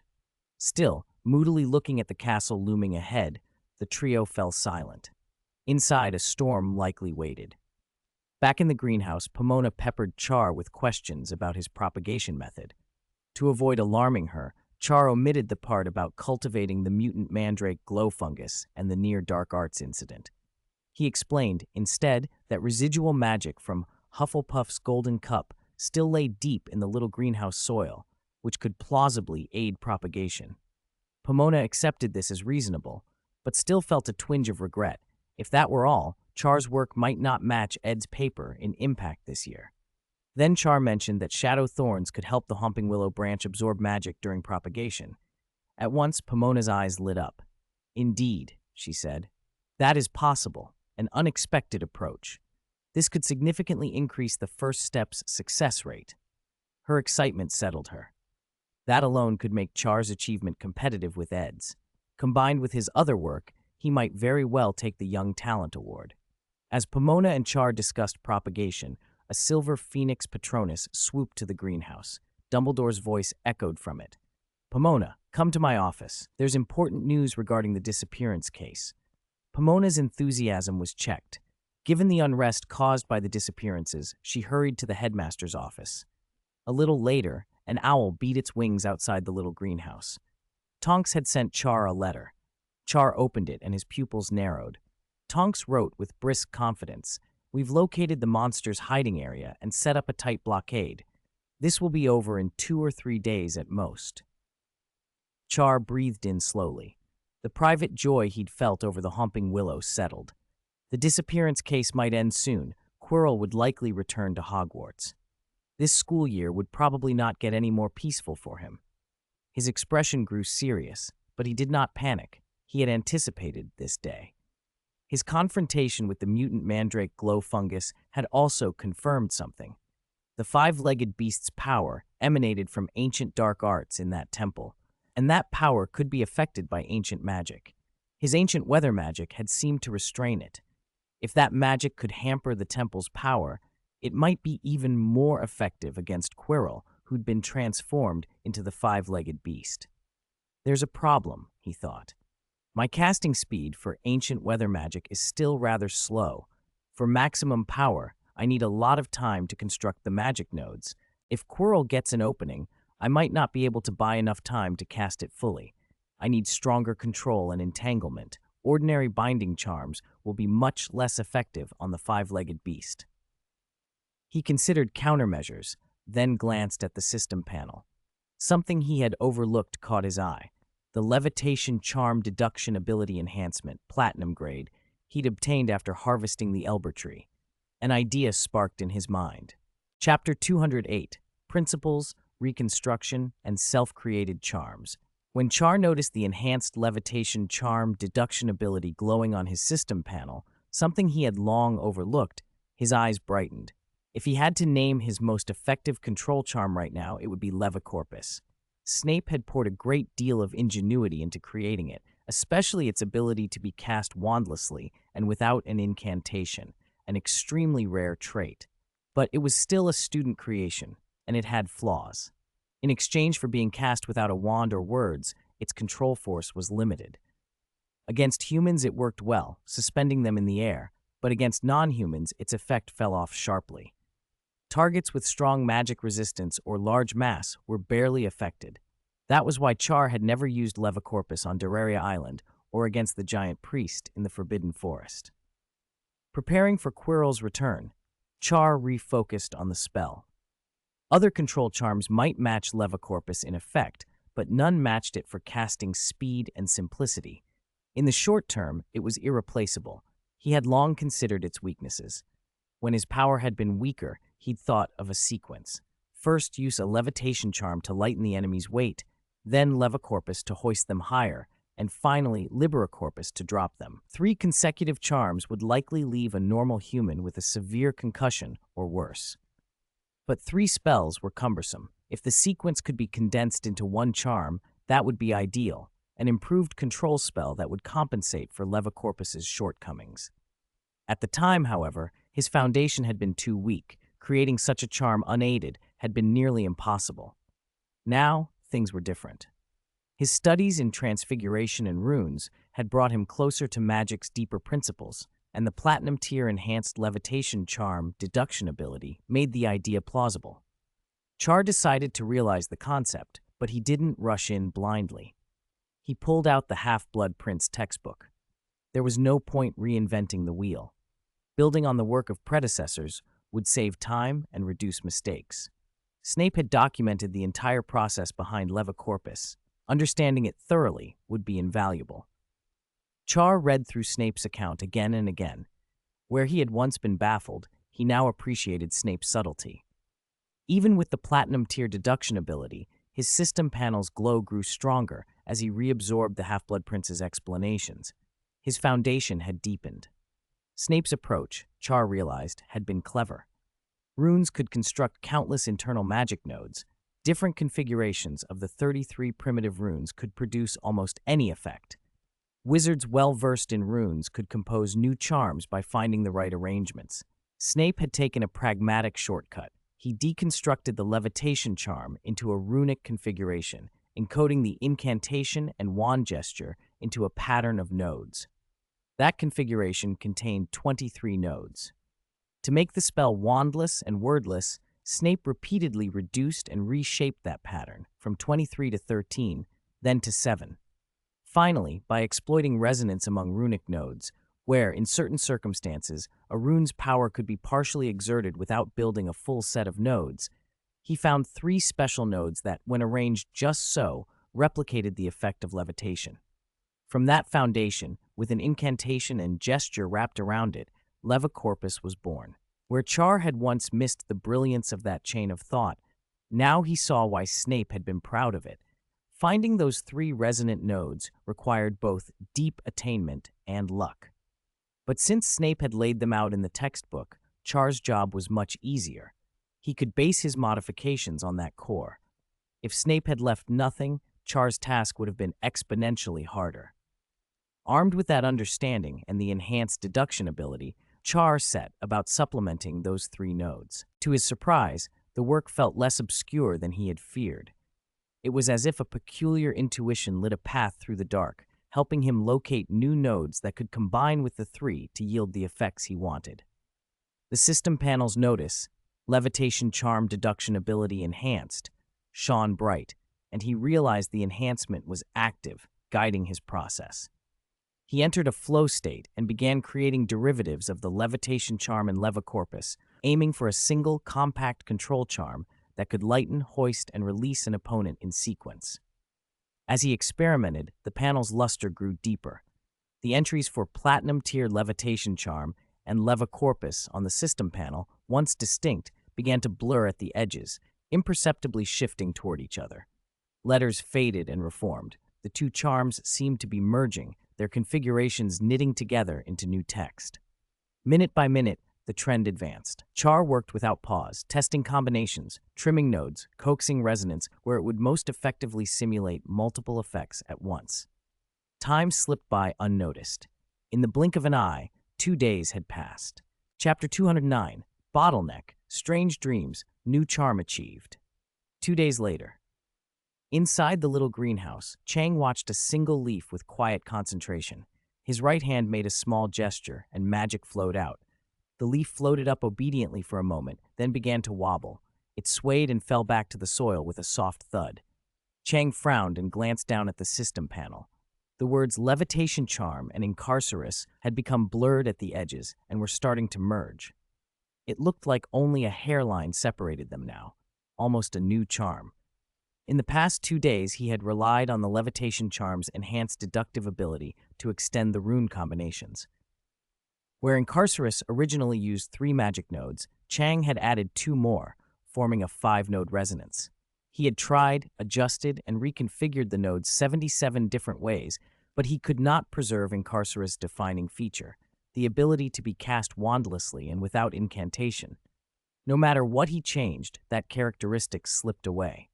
"This is the 77th node combination I've tried in 2 days," he muttered.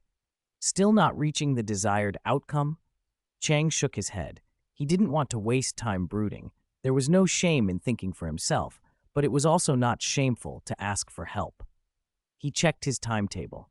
Coincidentally, Charms class was later that morning. Professor Flitwick's expertise in runes and ancient magic was well known. He had shared crucial insights with Chang before. Today would be a good opportunity to ask about creating a new charm. Chang left the greenhouse and made his way to the charms classroom. Meanwhile, in the Great Hall, Harry, Ron, and Hermione sat in a corner of the long table in silence. Neville sat with them, but the rest of the Gryffindors had put distance between themselves and the trio. A gap had opened up where they were sitting.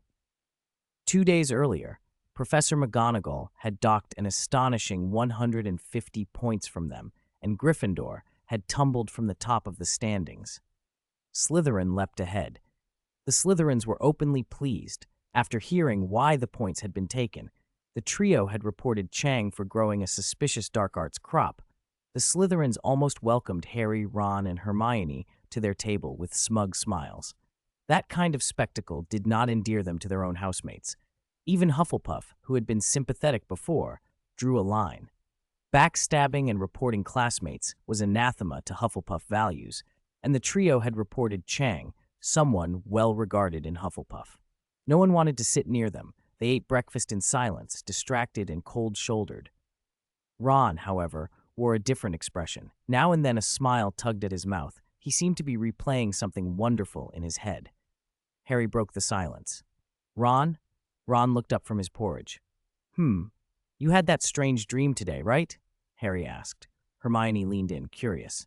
"A strange dream? What was it?" Ron nearly choked on his oats. At the mention of the dream, his face went red, and he fumbled for words. Harry explained to Hermione and Neville. After they left the little greenhouse 2 days ago, Ron had gone back to sleep and told them afterwards about a vivid, strange dream. "Was it a church?" Hermione guessed. "No, he said it was a temple. There was a voice calling him to go inside." Hermione's scholarly curiosity was piqued. Dreaming of a temple is unusual. There are records in the history of magic of wizards dreaming of temples or churches and then going on to become remarkable masters. Maybe Merlin himself guided them, she added half-jokingly. Ron's expression flickered, and he forced a smile. In the dream, he had stood on the edge of a strange island, and at its center was a peculiar temple. The whole thing felt real, the air, the sounds. He could hear a faint, seductive voice calling him. "Come closer. Everything you want will be yours." At first, Ron was afraid and did not follow the call. But after the point deduction and the way people looked at him afterward, unwelcome, ignored, even looked down on, he brooded for a day. He blamed Chang for the trouble. That night, the temple called again, this time addressing him by name. "Come here, Ron Weasley," the voice had said. "Those who look down on you will look up to you. Those who hurt you will be exposed. You will be the center of attention." That time, Ron took a few steps forward in the dream. When he woke up, he found his magic seemed sharper. In Transfiguration the next day, Professor McGonagall's stern expression softened when she saw Ron's work. She awarded him 5 points. Ron tasted success and wanted more. The following night, he walked dozens of steps in the dream. He woke feeling even stronger. His confidence swelled. Hermione's mention of historical wizards who dreamed of temples only fed his self-belief. He imagined himself one of those favored figures, reveling in the idea that Chang would soon be beneath him. After breakfast, Ron practically sprinted to Charm's class. He pushed through the door to find Chang already seated. A smug smile widened on Ron's face, and he shot a provocative look at Chang. Chang noticed, but he ignored it. He had been mildly annoyed 2 days earlier when the trio reported him for cultivating the mutant mandrake glow fungus, reporting it had been a bit of an overreaction, but the fungus was dangerous and not suitable to be grown at Hogwarts. He had no interest in squabbling with an 11-year-old. To Ron, however, being ignored was unbearable. He'd always lived in the shadow of his older brothers and never escaped that feeling. At Hogwarts, Harry's savior halo and Hermione's scholastic brilliance left Ron with little. But that was the old Ron. He was different now, favored, rising. Today, in Charm's class, he would outshine Chang and make everyone notice. The bell rang. Professor Flitwick's small figure appeared at the front of the classroom, smiling as he scanned the room and spotted Chang. "Ah, what a rare guest today," he teased. Chang smiled wryly. He had missed classes occasionally. His aunt had written excuses, and the professors seemed amused rather than upset. Flitwick clapped his hands and turned serious. "Final exams are approaching. Transfiguration students have already been preparing for weeks, and starting today, charms will follow the same pace. I assume everyone here knows Lumos, so we won't test that. Instead, the levitation charm will count for a sizable portion of your final grade. Make the desks in front of you float." Flitwick demonstrated with a graceful flick. The podium rose smoothly and stayed perfectly level. Not even a piece of chalk rolled. Chang watched, impressed. Flitwick's control was exquisite, exactly the kind of mastery the system would rate as at least epic tier. "Simply making the desks float isn't hard," Flitwick continued. "But remember, in the final, you will be judged on whether anything falls off the desk while it's aloft. That's where real control comes in." Ron was distracted. He sneaked looks at Chang and set his jaw. He would show everyone what he was now capable of. He didn't even think about a simple charm like Wingardium Leviosa. He had the favor of the temple, after all. "Everyone, cast your charms," Flitwick commanded. "Wingardium Leviosa," echoed across the classroom. Desks rose and hovered. Hermione's desk floated high and stable. Ron's desk rose higher and steadier than Hermione's. Hermione blinked. When had Ron's levitation gotten so good? Chang, though, kept his hand raised. The desk before him wobbled and then crashed down. A collective murmur rippled through the room. Chang, who'd been ahead of his peers in levitation since Flitwick first taught it, had just failed. "Maybe he missed a few classes and made a mistake," someone whispered. "The levitation charm is simple, he'll get it back." But Chang raised his hand and tried again. The desk swayed and thudded down once more. Whispers turned to a small stir of concern. Ron felt a flush of satisfaction and superiority. Finally, Chang wasn't perfect. He puffed up with pride. He was certain his own levitation was the best in the class. Professor Flitwick would notice. Flitwick, however, left the podium and walked past many students, past Ron, past Hermione, straight toward Chang. Ron's smile froze. He tried to tell himself Flitwick would scold Chang, and then he'd see how flawless Ron's spell was. Instead, Flitwick watched attentively as Chang cast again. He closed his eyes as if sensing something, then opened them and they gleamed. His face brightened with genuine admiration. "Wonderful, simply marvelous. When you came to my office for runes, I already sensed your talent. I didn't expect you to be so quick at creating new charms," Flitwick said. Chang protested modestly that he was only modifying predecessors' work, not inventing from scratch, but Flitwick was unbowed.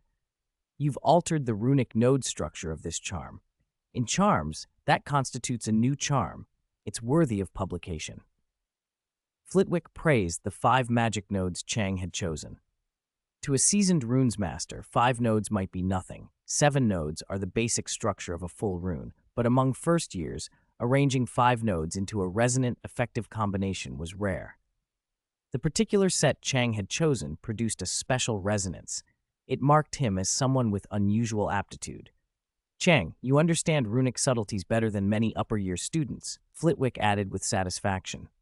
"For this outstanding work, Hufflepuff will receive 30 points." The Hufflepuffs exhaled in relief and pride. Chang was not broken. He was on another level altogether. Ron, however, stood frozen. His carefully executed levitation had gone unnoticed. He reddened in a corner, humiliated and small. Again he thought miserably. Again! He clenched his fists and imagined getting closer to the temple in his dreams, walking all the way in. Then he would be above everyone, especially Chang. While the classroom buzzed at Flitwick's praise, Chang took the moment to ask the question that had been blocking him. Professor, no matter how I try, I can't achieve the exact effect I want with 5 nodes.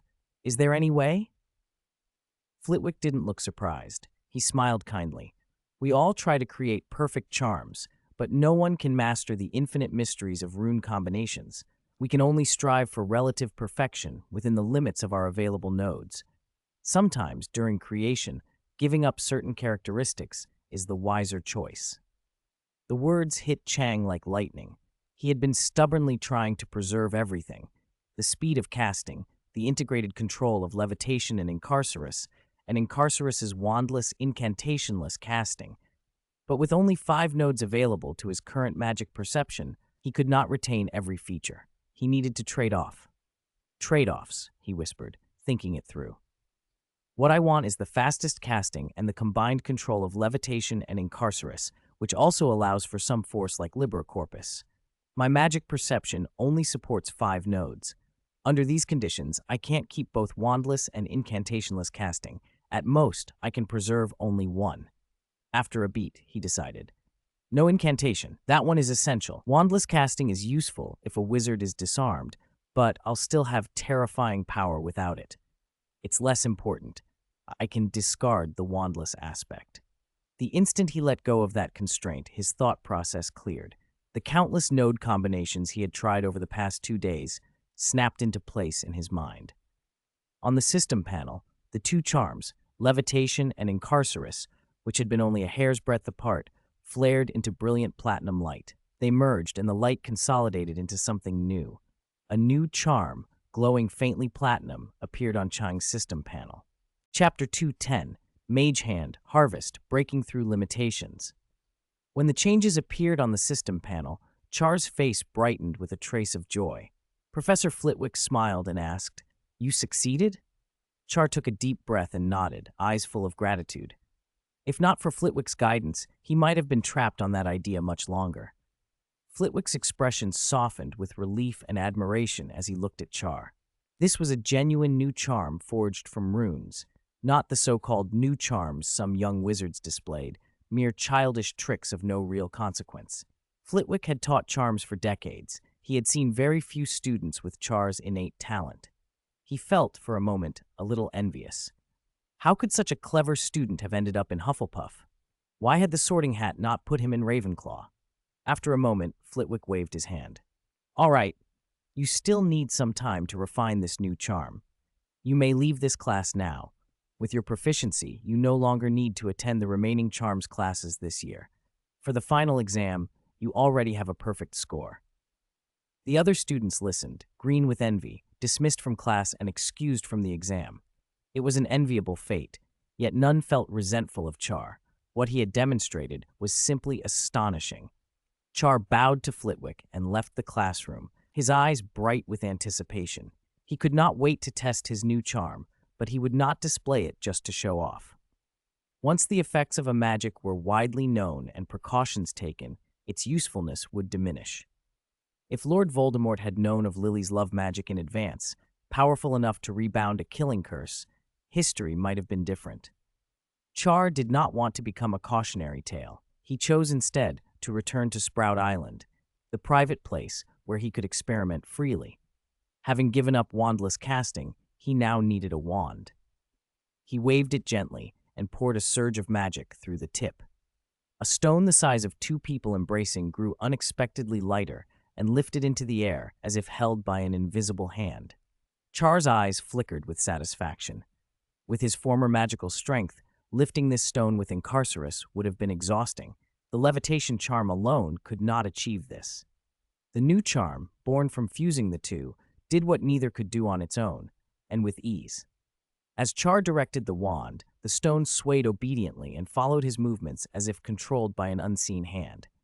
When he flicked his wand sharply downward, the stone plunged toward the sea at high speed and hit with a tremendous splash. Char smiled. The wandless trait might be gone, but silent casting remained. The charm was discreet and convenient.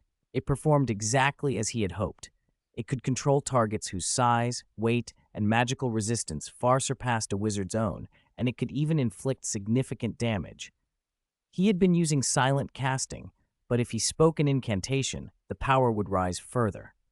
Converting the rune node construction into an encapsulated incantation was simple enough. Encapsulate the nodes and recite. The 5 runic nodes he had chosen condensed into a single word, Levenip. He hesitated, thinking of a name. The stone had seemed guided by an invisible hand. Mage hand, he decided. The system panel immediately displayed Platinum level. Char nodded in satisfaction and used Mage hand repeatedly. Anything in front of him that was not absurdly large or heavy floated up effortlessly and could be hurled where he willed. The sensation was intoxicating. After several tests, he stopped. He felt more confident about Quirrell's imminent return. Even if Quirrell had become a 5-legged beast, Mage Hand could at least restrain him for 2 to 3 seconds. Enough time for Char to complete the construction of ancient weather magic. With that finished, even a transformed Quirrell might be contestable. At the very least, Mage Hand would buy enough time until Dumbledore arrived. At Hogwarts, provided Char did not recklessly seek his own death, Quirrell would find it very difficult to pose a fatal threat to him. Char exhaled and let his thoughts wander to a different problem, the temple on Doraria Island. The 5-legged beast had been born from that place. It even transmitted ancient dark arts through the mutant luminous mushroom it cultivated. What was its origin? None of the literature Char had read on the 5-legged beast mentioned any temple. Even the most eminent magical zoologists probably had no idea such a strange structure had quietly appeared on Doraria Island. Whatever it was, it had been the catalyst for the creature's emergence. If the temple did not appear in ancient texts, Char reasoned, perhaps creatures linked to the temple knew of it. He thought of the trench near Sprout Island where the North Sea Kraken, the island's guardian, lurked. Ancient and rooted in this region, the Kraken might recall more than most. Char summoned it and asked about the temple. The Kraken was puzzled. Temple? On that island? No, I have never been up there. Then, hesitantly, it said, when I was a child, although the Olympus era had passed, some legends did not completely fade. My grandfather told my father a secret. My father passed it to me as a legend. They said the end of the Olympus era came with a great catastrophe. It was so vast that even the Titan giants, those called gods, despaired. They burst into quarrels and battles. Some Titan giants wanted to save the world. Others felt it was beyond saving and chose to preserve themselves, even if that meant slipping into long sleep. The two factions fought and finally parted. The last Titan giants faded into history. There are no more records. Char listened and recalled the giant priest Sirius's drawings. Had the catastrophe been the collapse of the World Tree? Some Titan giants had tried to save it. Perhaps the god of fire had created an alchemy seed to replace the World Tree. He thought too of what he'd found in a ministry vault, the Demeter silver cup entwined with a World Tree root. Had the attempt by Demeter, the goddess of fertility, been an effort to preserve life? Both attempts had apparently failed. The alchemy seed had ended up in a troll settlement in the Forbidden Forest, and the cup and root had been nearly destroyed in the vault's dark depths. Whatever the gods had attempted, it had not delivered victory. So what about those Titan giants who fled? Compared to the god of fire and Demeter, they might have conserved more power. Could some of them still be clinging to existence? Char's eyes narrowed. Maybe the Doraria temple was linked to such beings. The chilling voice he'd heard, warning that stealing the temple's power was blasphemy, might not have been mere theatrics.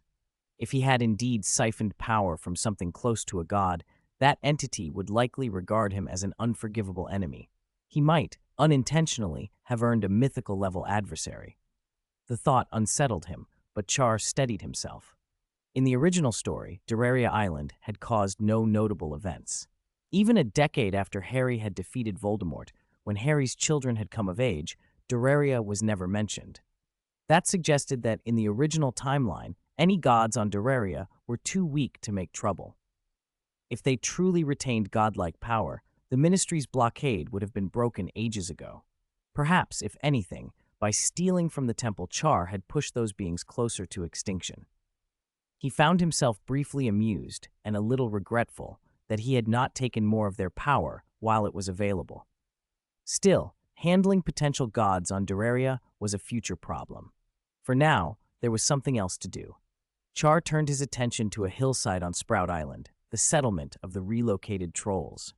Sunlight washed the slope in warm orange. A vast field of goldfish vine had been planted. With the increased number of trolls, the vines matured faster and produced more than before. A new batch had just ripened, countless orbs of light like a sea rose before him. His eyes returned to the system panel. Magic Perception Enhancement glimmered faintly with a golden glow threaded with platinum. Magic perception had been stalled for him for a long time. Today, perhaps, he could break through. He walked to the hillside and reached out. The orbs surged toward him as if summoned. In his vision, the lights converged into a torrent, like a landslide and a tsunami, engulfing him completely. An unprecedented cascade of system notifications poured down. You have cultivated goldfish vine to maturity. You have received a reward, Magic Perception Enhancement. Bronze-level reward orbs, each barely effective against Char's ceiling of talent, usually did almost nothing. But hundreds, even thousands of them had converged. Together they erupted, their combined force enough to crack the barrier. On Char's panel, the platinum hue spread, visibly racing outward. The microscopic magical world pushed closer and closer into his consciousness. Magic surged through his veins. A deafening roar filled his ears. He watched the last sliver on the magic perception bar fill with platinum, clenching his fists. Towards the barrier that had restrained his magic for so long, he growled under his breath, "Break." On the hillside, the remaining goldfish vines flushed orange-red as the last reward orbs merged. The empty space on the system panel was finally filled with platinum. Magic Perception Enhancement, Platinum Level, Advanced! With a resounding crash, the barrier that had held Char for so long shattered. When the invisible layer of the Magic Perception Enhancement, bathed in a platinum sheen, shattered, the world in front of Char changed in an instant. Without needing platinum-level night vision, he could now see magic itself. Particles of every color and property, sometimes clustering, sometimes dispersing. They met and reacted, some fizzing out, others reborn. The magical world before him rippled and pulsed with a scale and strangeness he had never imagined. No amount of speculation could have prepared him for this magnificent, mysterious sight. "This is platinum-level magic perception enhancement," he whispered. "It finally let me move from the macroscopic to the microscopic." Char took a deep breath. The feeling was like when, in his previous life, he got to university and discovered that everything he'd learned in high school had been reconstructed. His earlier understanding of magic hadn't been wrong, but without access to the microscopic, it had been only the tip of the iceberg. No wonder his progress had stagnated. From platinum onward, spells increasingly touched that microscopic level. If he couldn't perceive magic there, all his practice had been like a blind man feeling an elephant. Only by truly seeing it could he find the right direction. That didn't mean his years of groundwork were wasted. Just as the masters of classical mechanics adapted to quantum physics, macroscopic and microscopic understanding were two sides of the same coin. His macroscopic accumulation would now feed the new perception. The system panel flickered like a plant in transition. Some of his spells, Soil Loosening, Pruning Charm, Lumos, blinked with reward lights. At their brightest, a faint diamond glow appeared inside the platinum sheen. Once Char completed this transition, his magical attainments would leap forward. He also understood why some prodigies behaved almost impossibly. Snape had entered school already far beyond a 7th year's level. That was genius. Dumbledore, Voldemort, Grindelwald, their levels were even more extreme. They probably perceived magic from the moment they first encountered it at a depth Char was only beginning to reach. According to the system, Snape's magic perception had likely been epic when he was at Hogwarts. Dumbledore and the others might have been mythical already. Talent could be trained further, too. After years of accumulation, Snape could have reached legendary. The true greats might even approach mythical by the system's metrics. A small bitterness crept in. After so much effort, An ordinary talent like Char's still couldn't see the taillights of a genius, but he swallowed it. He had a unique advantage: the planting system. The platinum barrier had fallen. If he kept improving, maybe he could be the first to touch what others hadn't, the mythical level. Besides, several more goldfish vines had matured. Their reward orbs merged into him. The increase in perception was faint, almost indistinguishable on the system panel, but it was there. Still, the diminishing returns had become obvious. He'd gathered the troll tribe in the Forbidden Forest, nearly 100 trolls, and increased the goldfish vine yield dramatically. Yet, pushing magic perception from platinum to diamond would require many times the effort it had taken from gold to platinum. Unless his troll numbers exploded again soon, Char wasn't sure he could reach diamond by the end of his second year. Epic and legendary would take even longer. He could wait for harvests, but time was not on his side. In his 5th year, he would likely face Anthony Dolohov. The great war in the magical world was approaching, and something godlike might be lurking in the temple. He wanted to take the initiative. If I could get seeds of higher-level, mass-producible plants that enhance magic perception, he thought, even bronze-level seeds would reduce the diminishing returns a lot. He had searched for such seeds before, but goldfish vines were still the only mass-producible plant he'd found that boosted perception. If Sprout didn't have higher-tier seeds among her treasures, finding them elsewhere seemed unlikely. Ancient plants might hold them, but would be far harder to cultivate. Another route was to improve the goldfish vine itself. If he could breed a vine with optimized traits, perhaps its reward level would rise from bronze to silver. His Demeter Silver Cup could bless seeds, but only a few dozen at most. Upgrading and replacing all his vines that way would take ages. He'd also tried inducing mutations in other plants. Now he had 2 more tools he hadn't had before: black magic transformation and curse studies.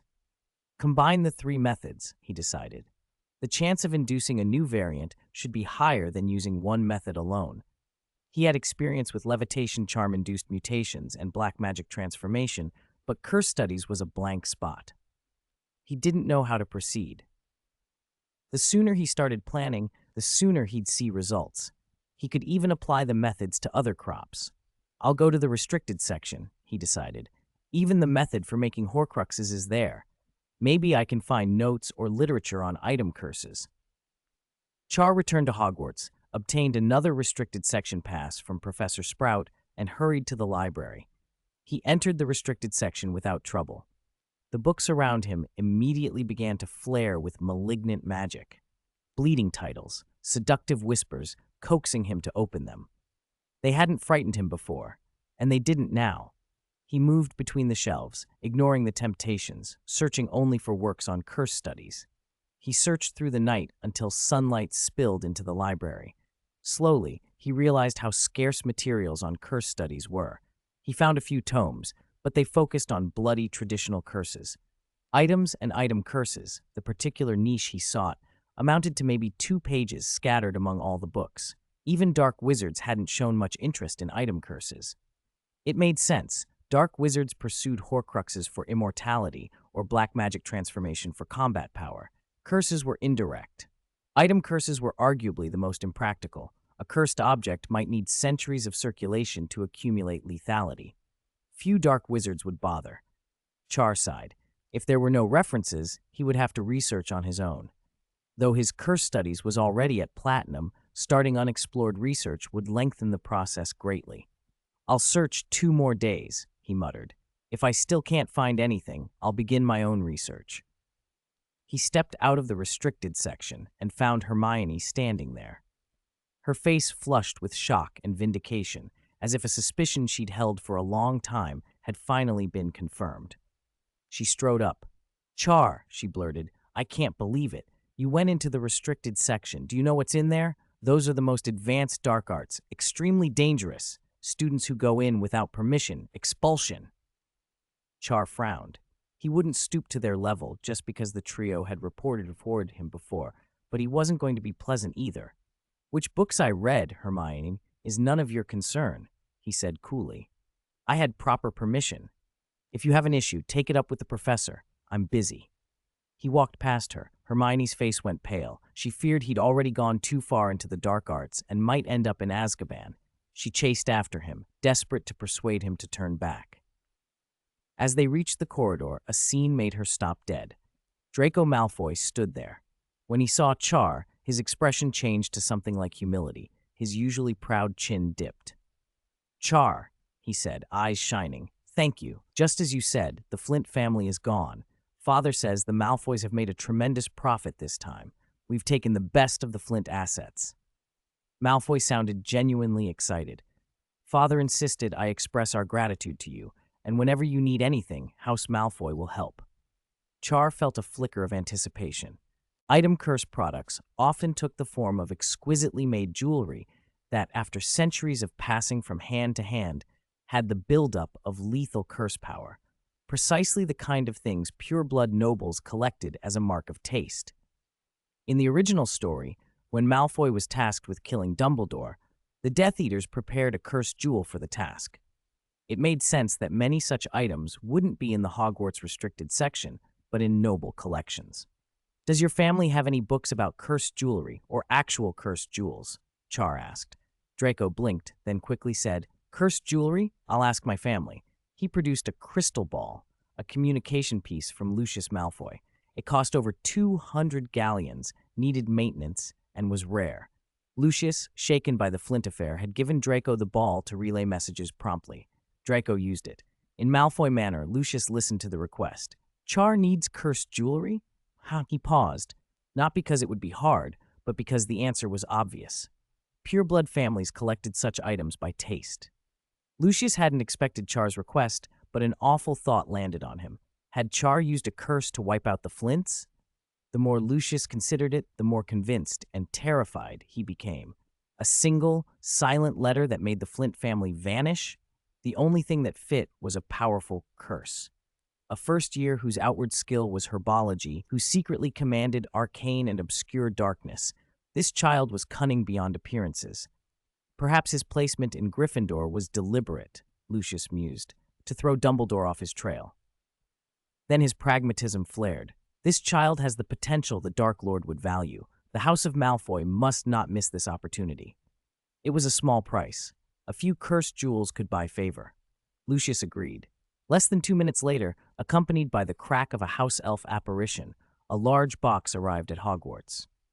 Char opened it to find dozens of glittering jewels, exquisite, famous pieces, the heart of the ocean, the bloody crown, tossed in like common trinkets.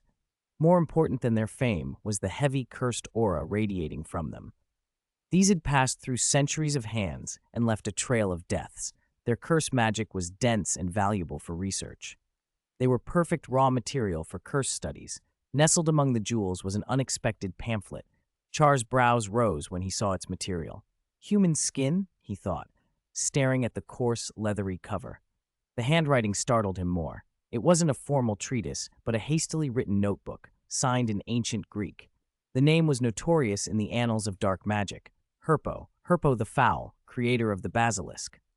Char's heart skipped.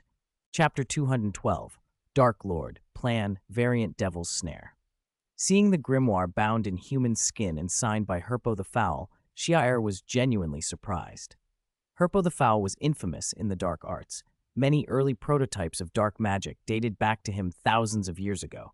He had even bred dangerous magical creatures, like the five-headed basilisk, and rumors linked him to the ancestors of Salazar Slytherin. Items left by a wizard of Herpo's caliber could be worth as much as the heirloom artifacts of the four founders. What made Ciel pay even closer attention was the era in which Herpo had lived. It was roughly the time when the Olympus era ended. Perhaps Herpo's grimoire would contain fragments of knowledge about that period. The thought brought a strange glint to Ciel's eyes. The Malfoy family's gift was a significant favor, and they clearly intended to invest in him. Ciel had no intention of refusing. He looked at Draco and the crystal ball in Lucius Malfoy's hand. "Whether it was the karate seeds you sent me before," he said, "or these cursed jewels and this grimoire now, I'll remember the Malfoys' help. Maybe we'll have more opportunities to cooperate in the future."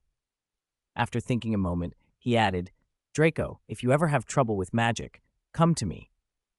Draco's face lit up. He rubbed his hands together and blurted out, "Really? The spell you used in defense against the dark arts last time, the one that summoned a five-headed snake. Could you teach me?" He had never forgotten the day Ciel had used Serpensortia in the dueling club, and a massive five-headed snake had crushed Marcus Flint's bones. The scene replayed in Draco's head endlessly. Ciel raised an eyebrow and chuckled. Serpensortia. Malfoy had used that spell in the original story in the dueling club against Harry. He hadn't expected Draco to ask to learn it now, but he nodded. "No problem. That spell was originally given to me by your father. Speaking of which, I still owe your family thanks. Serpensortia has helped me quite a bit. When I finish what I'm working on, I'll teach you." Draco was ecstatic, and even through the crystal ball, Lucius Malfoy could not hide his delight. The gifts had hit Ciel's sweet spot. The distance between Ciel and Draco had suddenly narrowed, and Lucius felt pleased.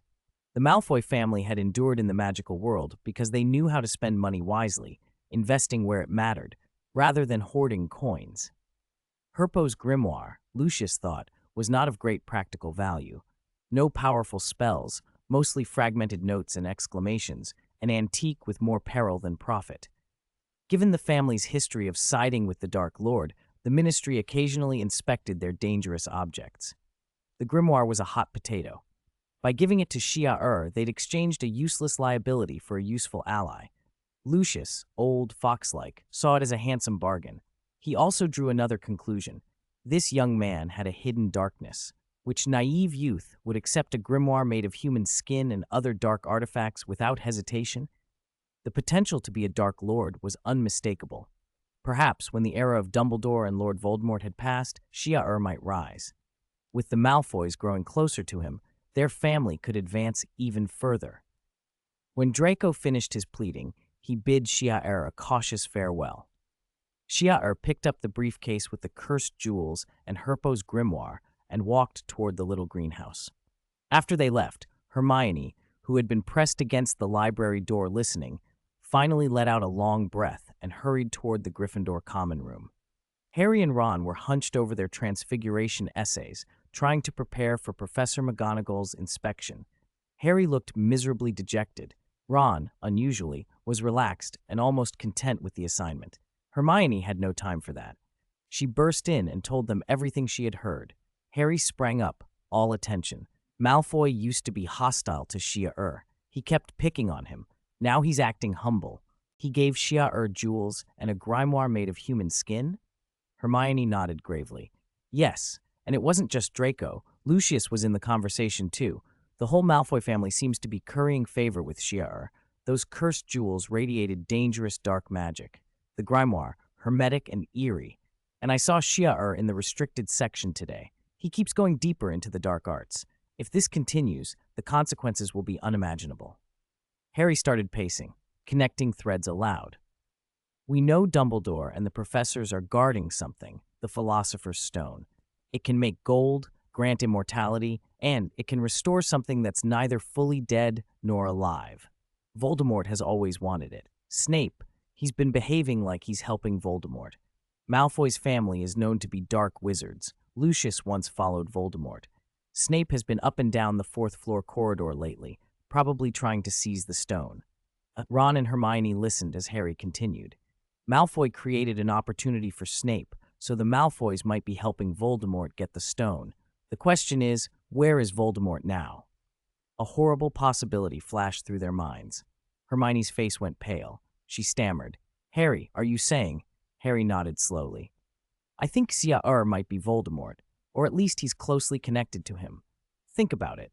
Snape treated him with contempt at first, but now they're close. Malfoy used to be at odds with him. Now he's fawning and sending dark artifacts.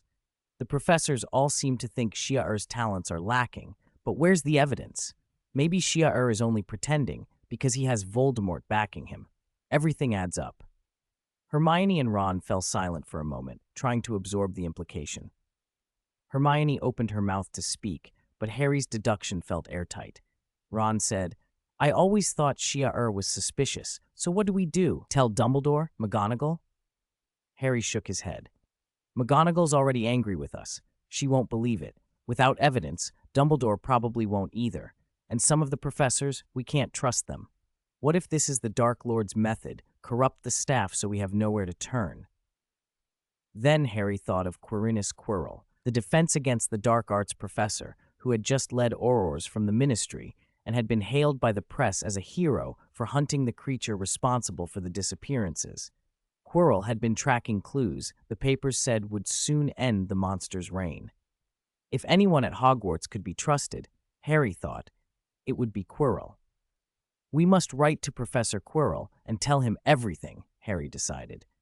Only he can stop the Dark Lord's actions. Far away in the mountain wilderness, a damp, cold mist hung among the trees. Lumos charms pierced the gloom as Ministry personnel and Aurors marshaled across the area. A powerful magical seal closed the forest. Nothing could get out. The monster responsible for the disappearances was trapped. At least, that was the Ministry's belief, and it was only a matter of time before it was captured. The Aurors, exhausted by the recent nightmare of man-eating monsters, mounting pressure from superiors, and public outrage, finally felt some relief. Professor Quirrell had arrived. They believed the wave of disappearances was close to being over. In a tent on the edge of the forest, Quirrell, feted by the newspapers, secured the tent entrance with strong protective charms. Then he stretched, and a strange, chilling smile crossed his lips. Beneath his cloak, his human body started to change. Reddish-brown hair sprouted, and extra limbs pushed out under his skin. He breathed. I've been holding it in all day. Finally, I can breathe. He opened what looked like a box of clothes, revealing a dark staircase leading downward. The murmurs from below were chilling. Quirrell descended without hesitation. Below was a series of cages. In the center of the room stood a long table, its cloth stained black and red as if saturated with blood. As Quirrell stepped down, sounds came from the cages, two very different kinds. Some faces pressed impatiently against the bars, eyes hungry, like starving dogs begging their master for scraps. These were five-legged beasts with reddish-brown fur. From the remnants of torn clothing on them, Quirrell knew some had once been Ministry of Magic employees, some even bore aura markings. In other cages came whimpers, cowering figures terrified of Quirrell. Quirrell opened a cage and took out his meal for the night. Soon, a lavish feast was on the table. He threw the leftovers into the cages with the transformed wizards, and the ravenous five-legged beasts tore into them. Lord Voldemort's voice threaded through Quirrell's mind. The Ministry is as ineffectual as ever. They never suspect that their hero is the mastermind. We've only played along to gather materials for transforming five-legged beasts. Voldemort watched the cages. Count the numbers. It looks enough. 5 or 6 Aurors, plus the dark wizard we abducted in Nocturne Alley. Though their transformations are rushed and imperfect, combined with what I gave you, it should be sufficient. But you've been too conspicuous. If you return to Hogwarts in this state, Dumbledore will watch you closely. Are you certain this will not cause problems? Quirrell's expression hardened. What's the point of stammering and hiding? Without prestige and momentum, I can't contend with Dumbledore. He can toy with me like a mouse if I remain the nervous, incompetent fool. I am a genius, not Dumbledore's circus clown. If he wants to play, I'll play too. He tore a piece of bloody raw meat with savage relish. I'm tired of pretending to be cowardly. I will win influence, and then I can challenge Dumbledore at Hogwarts. Voldemort's ancient voice registered faint surprise at Quirrell's audacity, but he cared only about the result. If chaos at Hogwarts helped secure the Philosopher's Stone and restore him, any bloodshed could be whitewashed later. A magical fluctuation came from outside the tent. Quirrell's fur and extra limbs quickly receded beneath his cloak. He wiped the blood from his lips and checked the signature of the disturbance. An owl landed at the tent flap. Beautiful, pale, Hedwig. Quirrell scowled at the owl's bearing, thinking disdainfully of whoever had sent it. Then he saw the handwriting. Harry Potter's hand. Potter had written to him. Curiosity overcame his disdain. He opened the letter, and though his body was no longer wholly human, he was shocked by the content. Voldemort, concealed by Quirrell's altered form, asked, "What did Potter write?" Quirrell's voice was strange and mocking. He says he suspects Shia Sprout is the Dark Lord. He hopes I will protect Hogwarts and thwart this Dark Lord's plot. For a moment, Voldemort was silent. Then, in the tent, Quirrell and Voldemort's laughter echoed together, cold, sarcastic, malevolent. When the laughter subsided, Quirrell's eyes glittered with malice. "Since the Chosen One himself has asked," he said, voice eerily calm, "Master, when I return to Hogwarts and our plan begins, I'll take special care of Ciel. I promise you that." Voldemort, who had once admired Ciel, felt nothing now. Ciel had shown loyalty, but value mattered above all. Quirrell's transformation and usefulness made him far more valuable. Without hesitation, Voldemort answered, "As you wish. I care only about the results." Quirrell's lips curled into a chilling smile. "Ciel Sprout, you have no idea what horror is coming. Cherish your last days." Back at the little greenhouse, Ciel had no inkling that Harry, Ron, and Hermione had written to Quirrell or of Quirrell's true nature and plans. Even if he did know, what could he change? The only thing that mattered was strengthening himself. After using the magic perception enhancement, his perception of the subtle magics in the plants had sharpened dramatically. Details he had missed before were now crystal clear. His gaze settled on the variant devil's snare that had been growing there for some time. It seemed to sense his stare. A pleased expression flickered across Ciel's face. He leaned closer, eyes bright. Chapter 213, Growth, Notes, Curses.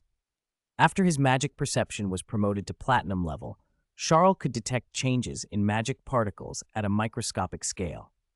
Phenomena that had once been imperceptible were now as clear as the lines on a palm. Every detail was revealed. Even the magic nodes on the variant devil's snare, which had previously been blurry, became incredibly distinct.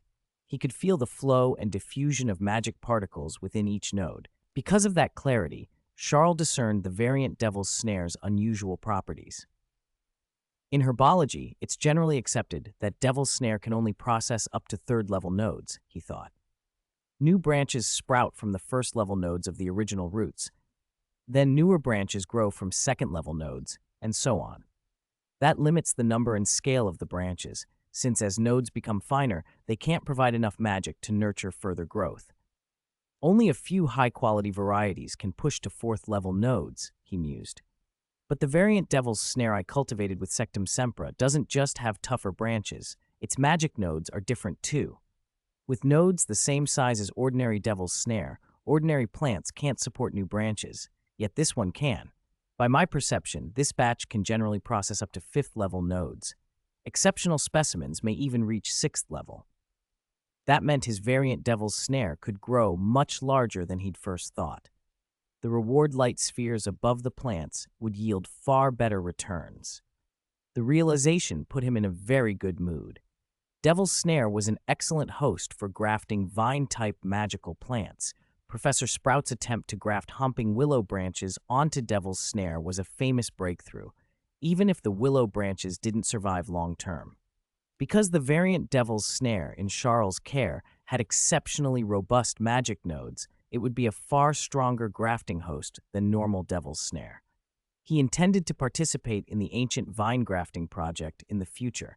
This was a unique advantage. He set to work immediately. First, he addressed a number of first and second-level nodes he had previously overlooked. They were relatively weak and under normal circumstances couldn't support many branches, so he'd left them alone. Now, aware of the plant's potential, he couldn't ignore them. With a flick of his wand, he cast Sectum Sempra. This use of Sectum Sempra felt different. The invisible blade was composed of countless magic particles with a sharp resonance, especially at the edges. They vibrated at a precise frequency. It didn't instantly boost the spell's power, but after casting it, Charles felt a new ease, an effortless mastery like strolling through a quiet courtyard. Sectum Sempra swept past a tiny node, cutting it open cleanly and precisely. The whole process was graceful and effortless.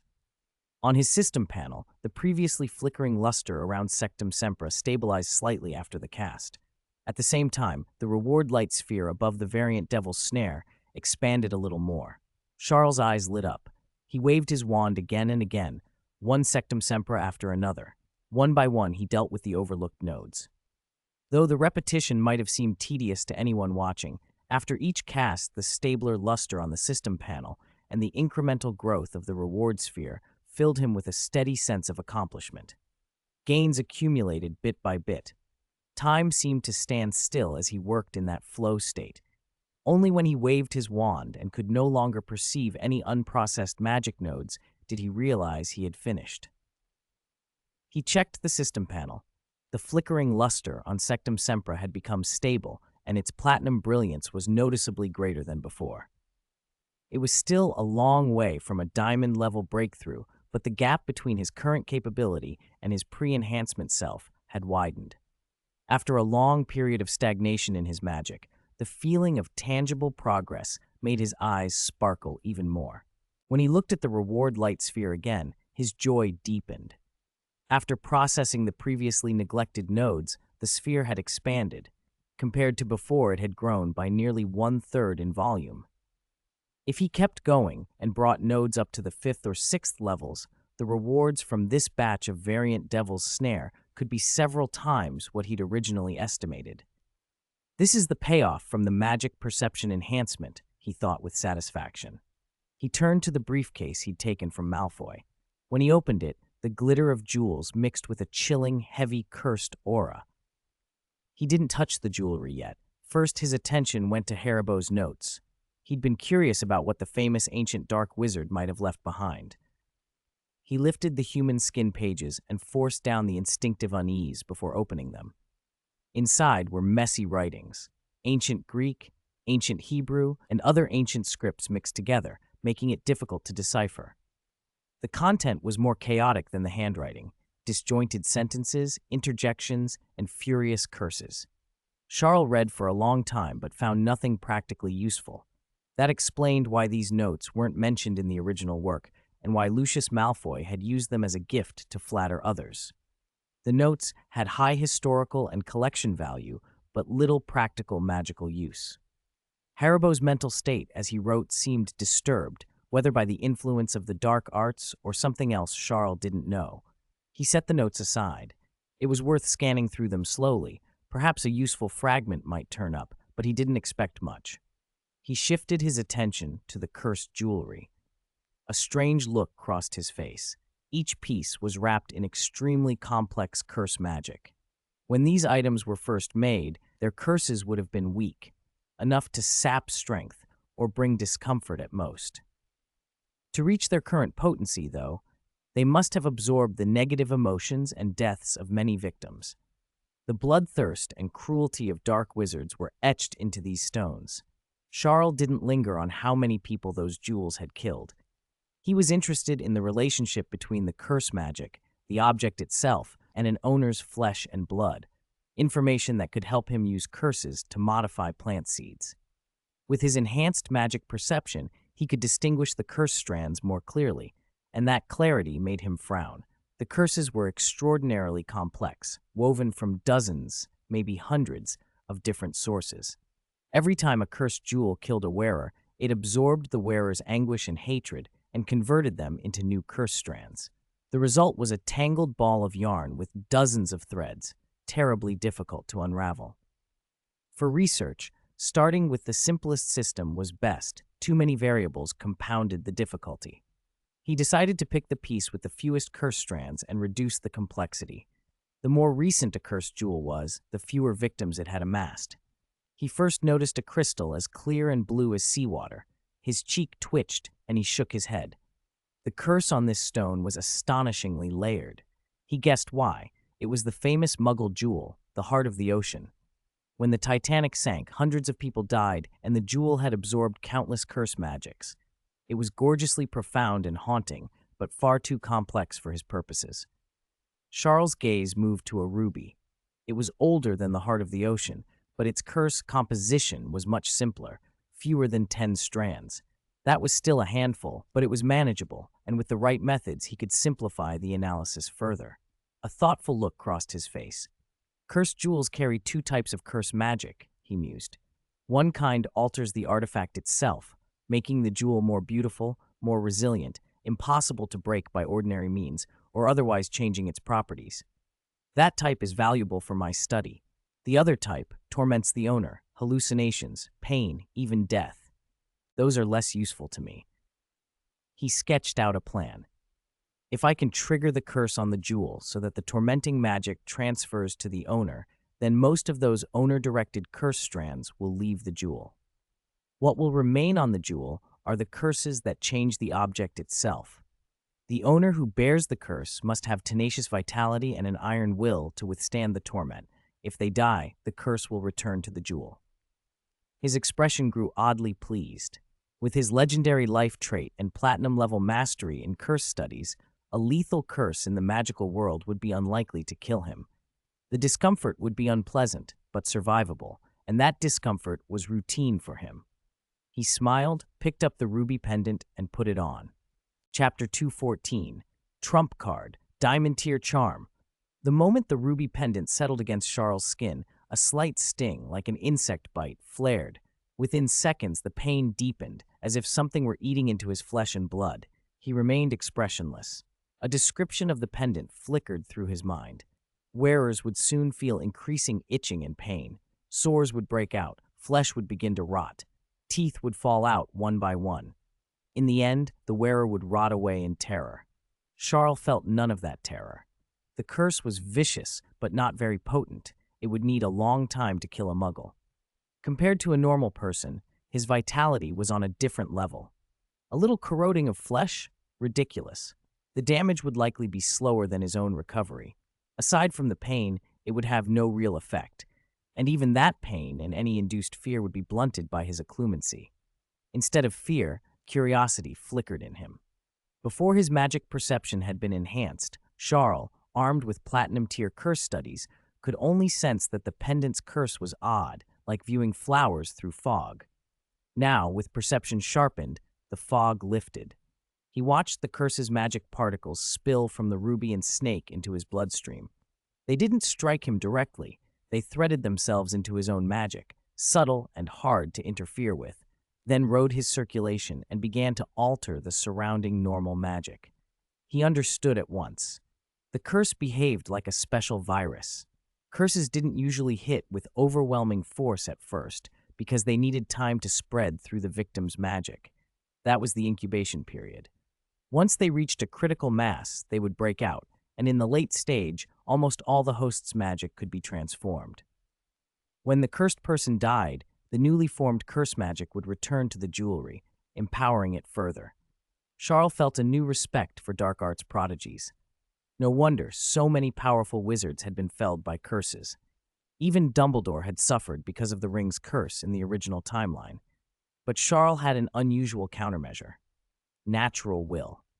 From his experience with the mutant-faced glowing mushroom, natural will could disrupt the ethereal, secretive structure of curse magic and lay bare its traces. Once revealed, curses were far easier to deal with. In practice, a strong strike of his own natural will could dissolve many curses, provided he survived the initial blow, which he usually could. He let the pendant's curse mingle with him, watching the system panel as the platinum glow for curse studies stabilized. After the pendant's magic seeped out, less than half remained on the jewel. Only 2 or 3 discrete curse effects were left. He analyzed them carefully. One made the ruby's color purer and mildly alluring. Another hardened the stone, making it unbreakable. The last prevented the pendant from being discarded. It would always appear near its wearer. An idea flashed through him. If he could understand how these curse effects altered objects, perhaps he could use similar principles to induce directed traits in plants, forcing a seed toward a specific mutation by applying a bespoke curse. He shook it off. Curses on objects versus on living herbs were different beasts. It would be a wholly new field of research, with no literature to lean on, and it would take time. He put the ruby away close to his skin and let its curse continue to weave through him. As he watched the system panel, the platinum glow of curse studies steadied and grew. Then something else caught him. A faint, almost imperceptible thread extended from curse studies to the Serpensortia charm. He frowned. Serpensortia, the snake summoning spell, had likely been a Malfoy family ward in the old timeline, employed by Voldemort. In the original story, Voldemort had waved his hand and summoned countless venomous snakes at the Ministry, an application of Serpensortia. But Charles had always felt that the Serpensortia he knew didn't match the terrifying effect Voldemort had managed to produce against Dumbledore. Why would Dumbledore treat those snakes with such caution if ordinary aurors could have cleared them with flames. Unless Voldemort's Serpensortia had been modified, perhaps fused with curse magic. He tested it. He cast Serpensortia. The smoke coalesced into a darker, larger snake than he'd summoned before. Where he had previously produced a 5-headed serpent, now there were 7 heads and a more realistic, menacing scale sheen. Still, the change didn't feel dramatic, so he tried again, this time letting a sliver of the curse magic he'd absorbed flow through the cast. The snake changed immediately. Curse magic latched into its flesh. The curse's nature made the snake far less susceptible to counterspells and many defensive magics. Its fangs were not merely venomous, they were carriers of malediction. A bite would deliver both poison and curse. Even a graze could leave a living curse behind. The connection was confirmed. Of course, Voldemort would have used Serpensortia like this. By imbuing summoned creatures with curse magic, by combining curse studies with conventional charms, he'd turned an otherwise ordinary offensive charm into a delivery system for corrosive, clandestine magic. Even minor snakes could become weapons that bypassed most defenses. Unprepared wizards would be undone not by brute force, but by the insidious curse that followed contact. Charles' admiration for Voldemort's craft dimmed quickly into resolve. Voldemort's methods were terrifying, but Charles had years to develop before he might face him. More importantly, he could take advantage of the same principle. The problem was that generating curse magic usually required strong negative emotions and came with heavy mental costs. Even powerful occlumens like Voldemort or Snape had limits and could be corrupted over time. Charles didn't want to rely on poisoning his own mind. Then he noticed something else. The curse magic from the ruby pendant had fused into his own magic, the way a cursed jewel's power mixed with its wearer's marrow. That suggested a different avenue. If he periodically wore cursed jewels, their curse magic would accumulate inside him. When he cast charms, a small amount of curse magic would bleed out with his normal magic. For most spells, this would hardly affect their effect, but for Serpensortia, that curse-tainted output would be exactly what he needed. He tried a few simple spells and saw it work. The cursed magic within him flowed through the wand tip alongside normal magic.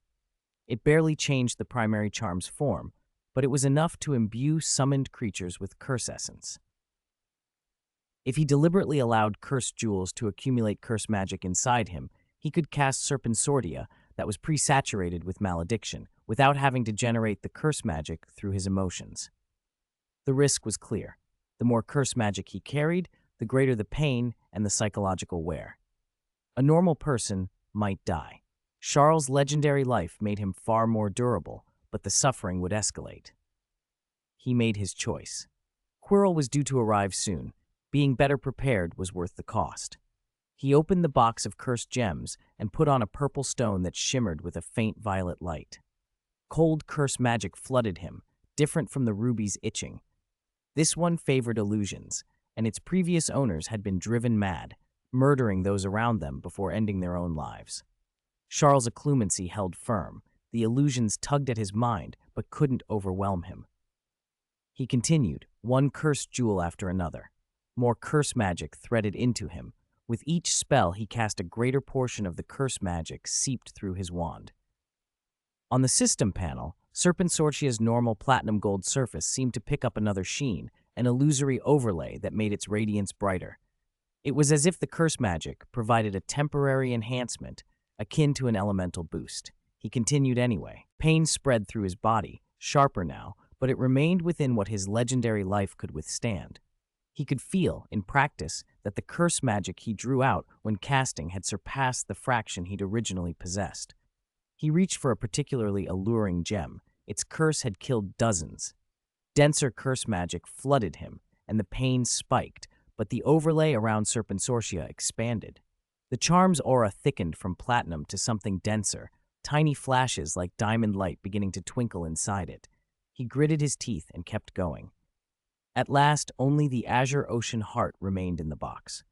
Its curse was the sum of all the others, an oceanic chill, a drowning, subterranean oppression that summoned pale, bloated, vengeful spirits, reaching festering hands to drag the wearer under.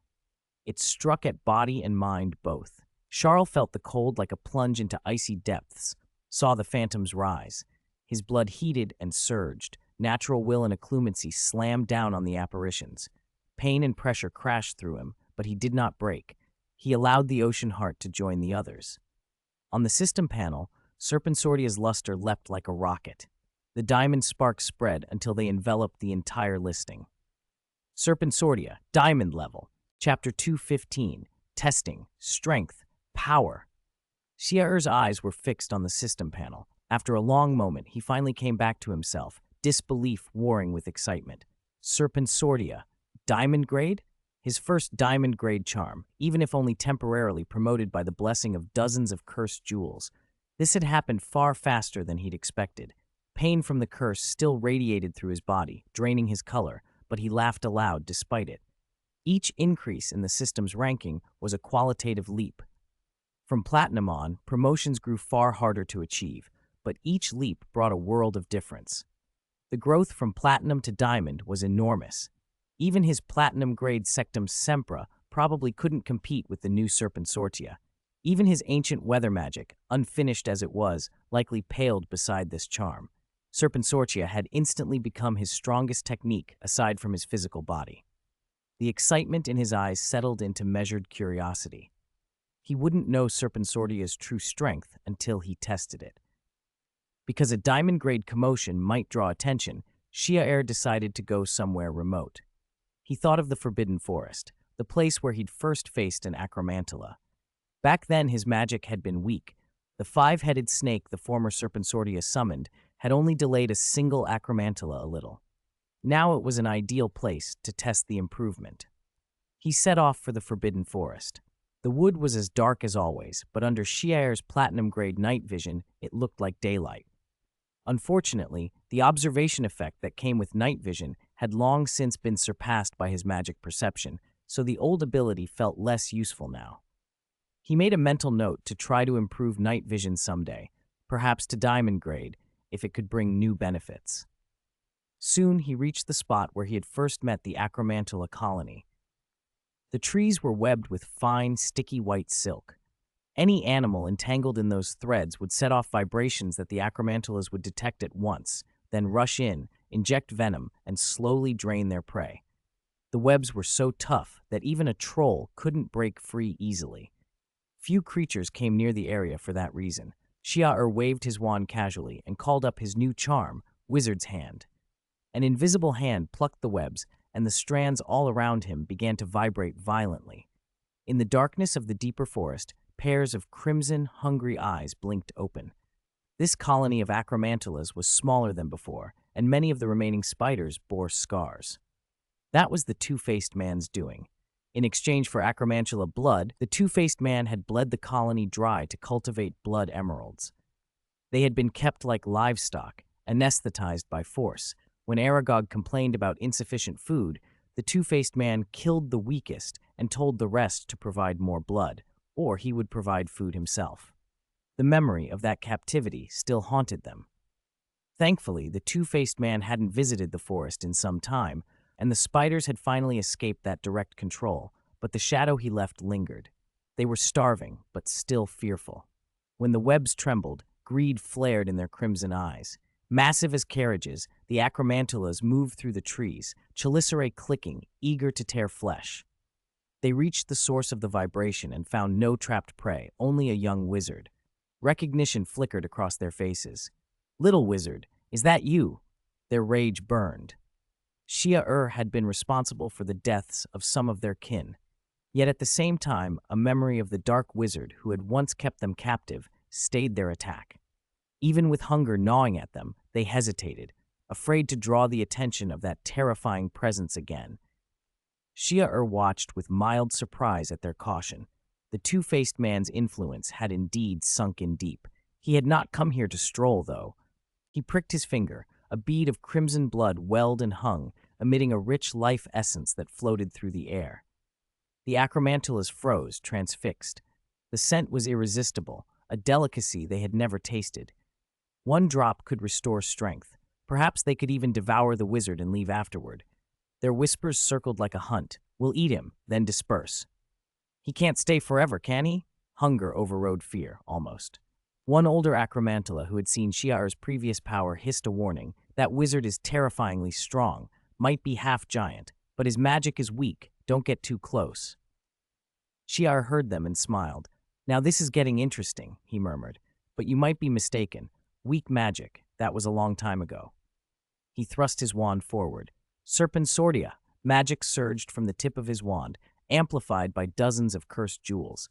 Not all of the cursed power could be fully channeled, but even a fraction outstripped the cursed magic Shiar had used before. The system panel's diamond light for Serpensortia flared. Cold, black smoke drifted from his wand and condensed into a colossal shadow. 7 twisting snake heads, scales black as night and soaked in bitter curse energy. On the glistening fangs, suffering itself seemed to cling. This monstrous serpent had been spawned from curse. What horrified the Acromantulas most was the oddness in the scales. Within the countless black plates, human faces seemed to leer, and innumerable eyes stared back. The spiders, proud rulers of the forbidden forest, felt a chill slide down their spines. They had seen Serpensortia before. Ciel had used a 5-headed snake that was torn apart in seconds. But this 7-headed horror was something else entirely. The giant snake moved with unnatural speed, slithering like a ghost. Its tail swept, battering 2 Acromantulas away, then the 7 heads locked onto a target. Dense curse energy wrapped around an unfortunate spider from a distance, stiffening it into immobility before the heads shredded the body into pieces. Shiar watched the display with a mixture of joy and analysis. The power and speed were far beyond his expectations. The curse-infused attacks meant that even an Acromantula couldn't withstand Serpensortia. He noticed, too, that when the 7 heads concentrated, the curse could immobilize creatures at range, almost like a petrifying stare. He couldn't help but compare it to a basilisk. Not as lethal as a basilisk's direct gaze, he thought, but in manifestation, very similar. Could a basilisk's gaze be a potent curse? If so, the one who had made the basilisk must have mastered curse studies at an unfathomable level. Shiar wondered whether, at legendary grade, Serpensortia could someday grant its summoned snake that same kind of curse effect. The Acromantulas, recovering from their shock, turned their fury on Shiar. Kill the wizard, and maybe the snake will disappear. They reasoned that Shiar was less dangerous than the living curse, and a swarm could tear a single opponent apart. Some of them moved to harry Serpensortia. Others bypassed the snake entirely and lunged at Shiar. Shiar showed no panic. His face lit with anticipation. This was the moment to test his accumulated abilities. He waved his wand. Wizard's hand sprang into action without an incantation. The first Acromantulas felt themselves lighten, as if buoyant. An invisible force yanked them upward, then slammed them down like cannonballs into their kin, breaking their advance. At the same time, his wand quietly traced patterns, magic spilling from its tip as he constructed rune nodes. Thanks to his magic perception enhancement, forming rune nodes was far easier than before. He formed 3 nodes that hinted at ancient weather magic's basic power in an instant. Then 4, 5. The 5 nodes that once made him sweat now appeared with ease. He didn't stop. The wand continued to weave, and electric light crackled around its tip, painting the nearby forest like day. The Acromantulas' roars were swallowed by the crackling arcs. The stench of the woods was replaced by scorched air. Shiar stared at the wand tip, surprised and delighted. His natural will had already met the standard for releasing ancient weather magic, far beyond black iron grade and on the verge of silver. Previously, his limited magic perception had kept him from completing the basic rune configuration, preventing full mastery. Now, 5 nodes flashed past in a heartbeat, then 6. Dark clouds gathered overhead as if attracted by the electric energy. Pressure pressed down from the sky. Terrible power was brewing. Suddenly, everything he'd learned about runes clicked into place. The 7th magic node formed for the 3 runes, and the nodes resonated like the ringing of a bell, outlining the runes' contours. A grand will rose in Shiar and poured into his wand. He found himself chanting the 3 runes aloud, ancient syllables falling from his lips. Fehu, Thurisaz, Dagaz. Then came the consonant intonations, sharp, archaic sounds that completed the invocation. The Acromantulas fell to the ground, trembling, eyes full of terror. Shiar's voice carried the weight of ages. The three runes resonated, and on the system panel, the incomplete bar for ancient weather magic finally filled. The black iron grade light blinked, then shifted. Bronze, then a shimmering silver. The label on the panel resolved into Ancient Weather Magic, Silver Grade. Up in the clouds, a faint light had formed where the electric arcs pulled at the heavens. It intensified, growing brighter and brighter as if the sky itself were being drawn into the spell. Ciel felt unprecedented power coiling at his wand tip, ready to be unleashed. He clenched his teeth and recalled the image that had come to him in his rune enlightenment. Then he swept his wand downward. Boom! A deafening crack rolled through the forbidden forest. A bolt of lightning descended from the darkened cloud and crashed into the trees. Chapter 216. Subduing, Loyalty, Longevity, Herbs Rumble. A blinding bolt of lightning tore down into the forbidden forest. Brief, but overwhelmingly powerful. It wasn't the endless storm Ciel had witnessed in his ancient weather magic visions, yet the sensation it conjured still made his heart race. To command lightning as a mortal, especially at 11, was unheard of in the wizarding world. The raw force in that single strike left everything else diminished. The serpent sorcia he had cast at the acromantulas moments before now seemed trivial beside a thunderbolt called from the sky. Ancient magic drew on nature's will. Its authority simply couldn't be matched by modern spells. The acromantulas in the clearing trembled. Where their eyes had shone with hunger and bloodlust, there was only stark clarity and instinctive fear. A wizard who controls lightning, an 11-year-old wizard, stood before them. Even Dumbledore and the Dark Lord had not shown anything so abnormal when they had been students at Hogwarts. Aragog, the colony's aged leader, quivered and, with a voice full of pleading, begged, "Please, stop the magic." Ciel blinked, the emotional surge fading into sober calculation. He remembered how he had once schemed just to kill a single acromantula. Now he had reduced an entire 5X grade colony to trembling obedience. Even if acromantulas were among the weaker 5X beasts, the improvement in his own strength was obvious. A new idea sparked in his mind. This part of the Forbidden Forest dated back to the era of the Four Founders and held countless secrets, rare and valuable plants, some not even listed in Professor Sprout's catalogs. The forest's danger had always made harvesting them a suicide mission, so Ciel had never dared. But now, with beasts that feared even the flicker of his hand, the equation had changed. Most of the plants in his little greenhouse were silver, or at best, platinum. To push platinum-grade magics into the diamond tier would require enormous work and countless harvests because the reward orb's yield drops off as the grade rises. If he could find a few naturally higher-grade plants in the Forbidden Forest and cultivate them en masse, a single harvest or two might produce what would otherwise take ages to accumulate. The thought of reaching diamond-grade abilities made his eyes glitter. He couldn't waste time wandering the forest himself. If he could use these acromantulas as his eyes and scouts, the search would be far easier. His lightning had already cowed them. Now he needed them to obey. Power could enforce obedience, but so could reward. Ciel sliced his palm and let fresh blood bead on his skin. The scent of life force spread and set the colony's instincts humming. They leaned forward, desire warring with fear. After the lightning, they dared not act rashly. "Now," Ciel said quietly, "you have two choices. One, drink my blood and work for me in the Forbidden Forest. The other." His voice held no tremor, but it carried an unspoken threat that chilled them. The acromantula's hearts sank. Some of them prided themselves on being free and deadly. How dare a human tame them?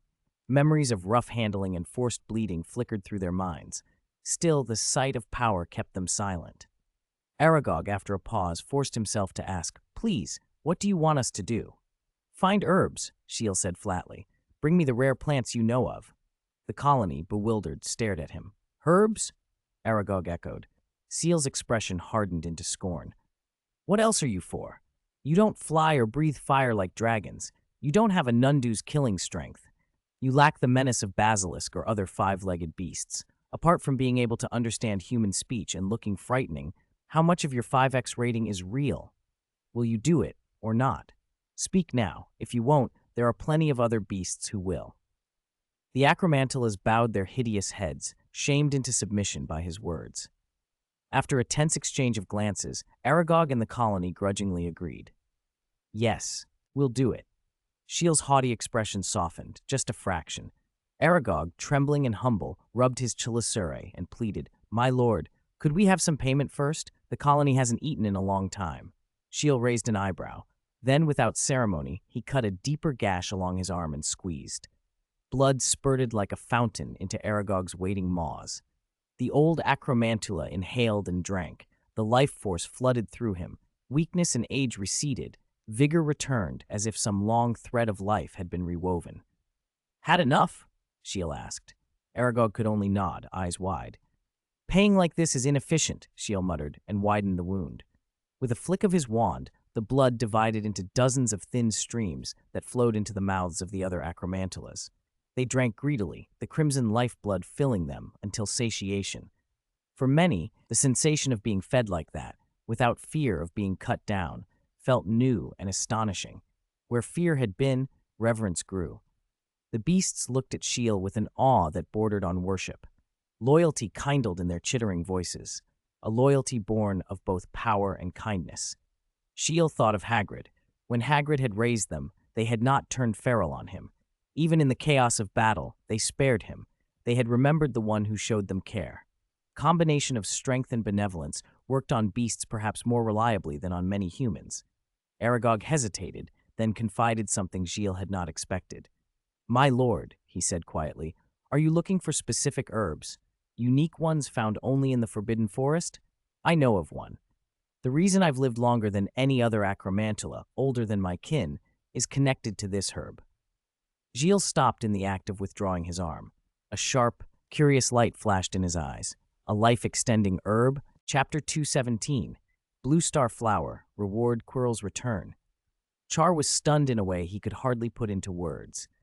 Subduing the acromantula colony in the Forbidden Forest had been little more than a long-shot attempt to find rare plants for herbology. He had prepared for coming up empty-handed. After all, the forest was enormous, and rare specimens didn't simply reveal themselves. All he'd really risked was some of his blood. If nothing turned up, he wouldn't be the worse for it. He had not expected Aragog to give him such an extraordinary surprise. A plant that could extend life? Even with his growing knowledge of herbology, Char could think of only a few plants rumored to have anything like that power. He immediately pressed Aragog for more details. Aragog led him deeper into the forest, answering in a slow, spider-like voice and describing how he had discovered the plant. That was about 20 years ago, Aragog said. Acromantula can live longer than ordinary spiders. In theory, we can live nearly as long as humans. In practice, though, very few of us ever make it that far. He paused, eyes dim. I was very old then. My sight was failing. I had no strength left. I was preparing to find a place to die, and then I found a blue flower, glowing faintly in the darkness like a little blue star. Something in me told me it would save me. I ate it, and my decaying body was renewed. I lived. Regret shadowed Aragog's next words. I searched for more. I searched everywhere I could move and found nothing. It was as if the whole Forbidden Forest held only that one clump. I moved my colony there to guard it, but the flowering period is long, its numbers have dwindled, and its power faded. Earlier this year, I ate several newly matured flowers. Almost no effect. Char's eyebrows rose. He had a faint suspicion. The blue, star-like flower sounded familiar.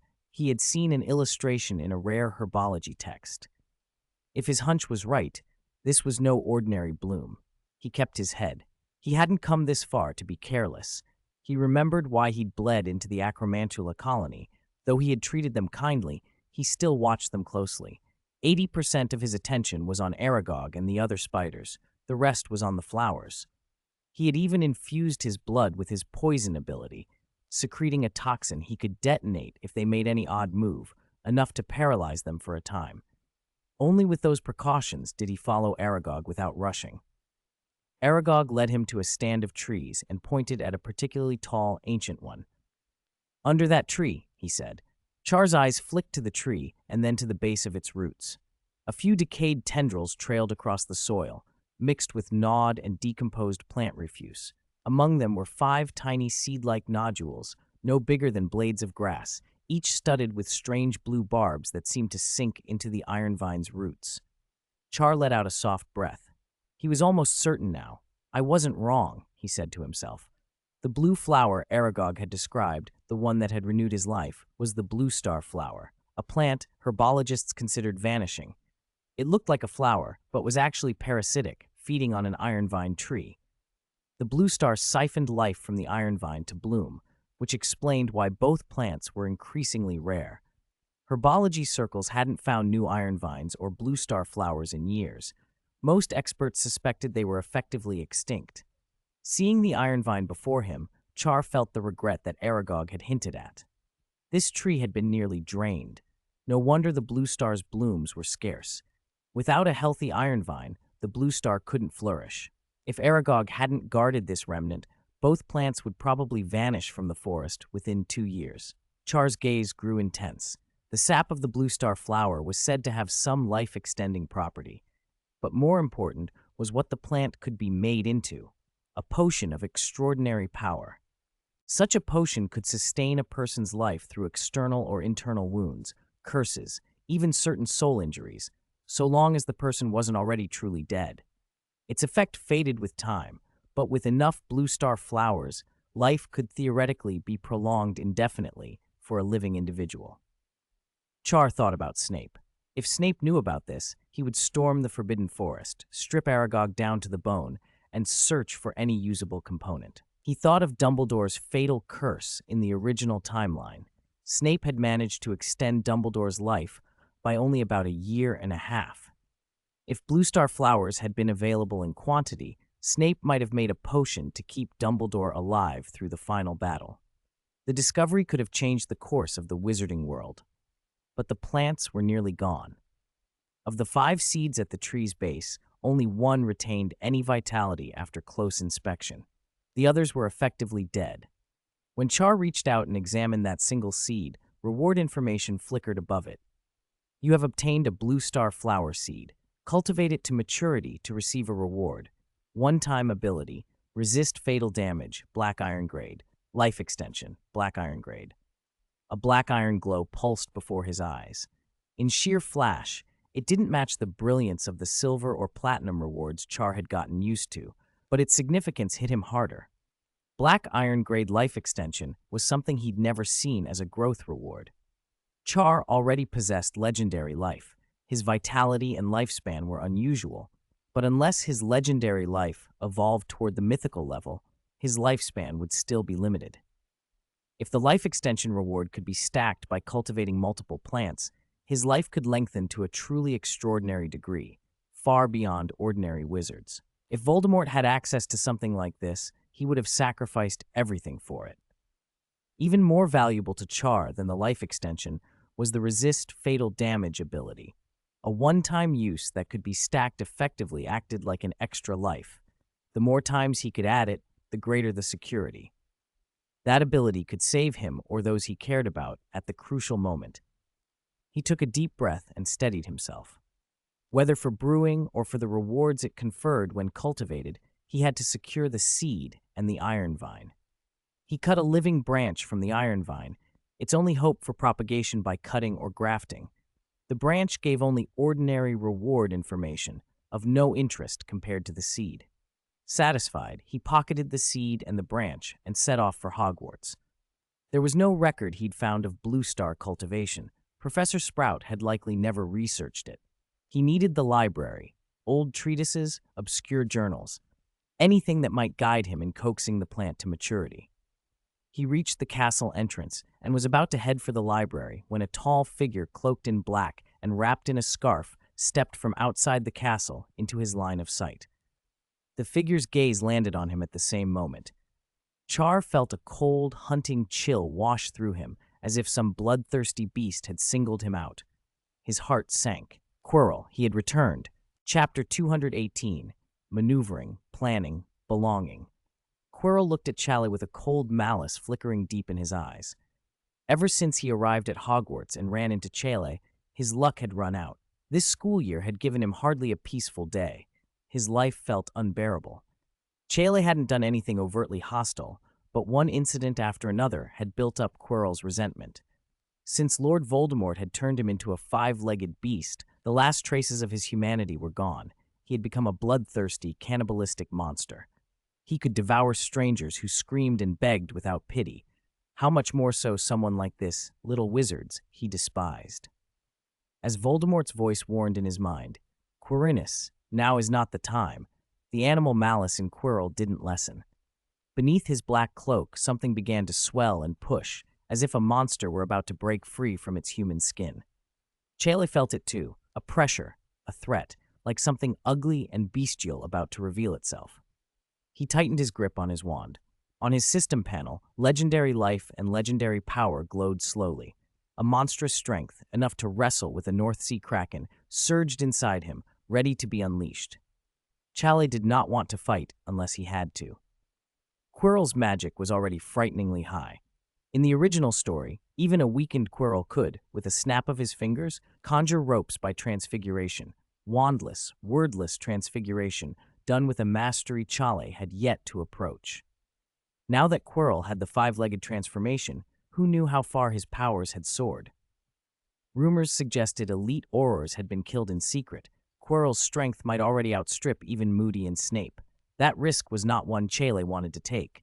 Quirrell's lips curled into a strange smile as he stepped forward. "Ciel," he said, "you don't seem to have seen your professor much lately. Why do you look displeased to see me? Have you some opinion about me?" As Quirrell advanced, Ciel's mind flashed with a thought. He replied, "Professor, I feel sorry for you." Quirrell's eyes narrowed. Sorry for him? Was this boy onto something? Beneath the cloak, the stirring beast paused. Quirrell was certain he could make Ciel vanish in an instant, drop him into one of the cages in his box, and no one would ever find him. But Ciel continued, and the words that followed made Quirrell falter. "Professor, I found your old troll thesis in the library," Ciel said. "It was brilliant. Those reviewers were blind. They had no vision to appreciate your discovery. It's a tragedy such a genius idea was suppressed." Those sentences caught Quirrell completely off guard. Ciel had read his troll thesis and praised it as brilliant. The paper that had once plagued Quirrell, changed his worldview, and set him on a new path, was now admired by a little wizards he disliked. The malice that surged in Quirrell's mind ebbed a little. The movement under his cloak stilled. For a moment, he allowed himself to wonder. This little wizard's actually had taste. That hesitation was all the time needed. A tall figure came striding down the corridor, hair and beard white as snow. Dumbledore. His blue eyes flashed sharply at Quirrell, and then softened. "Quirinus," he said, warm and relieved. "Why didn't you let us know?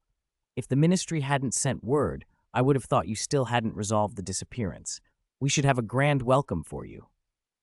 Forced into polite composure, Quirrell managed a strained smile and abandoned any thought of attacking Ciel. He had to be careful in Dumbledore's presence. When Ciel felt Dumbledore's attention shift to him, his tension finally loosened. Dumbledore turned and addressed him. "Ciel, the term is almost over. Now is not the time for wandering the castle.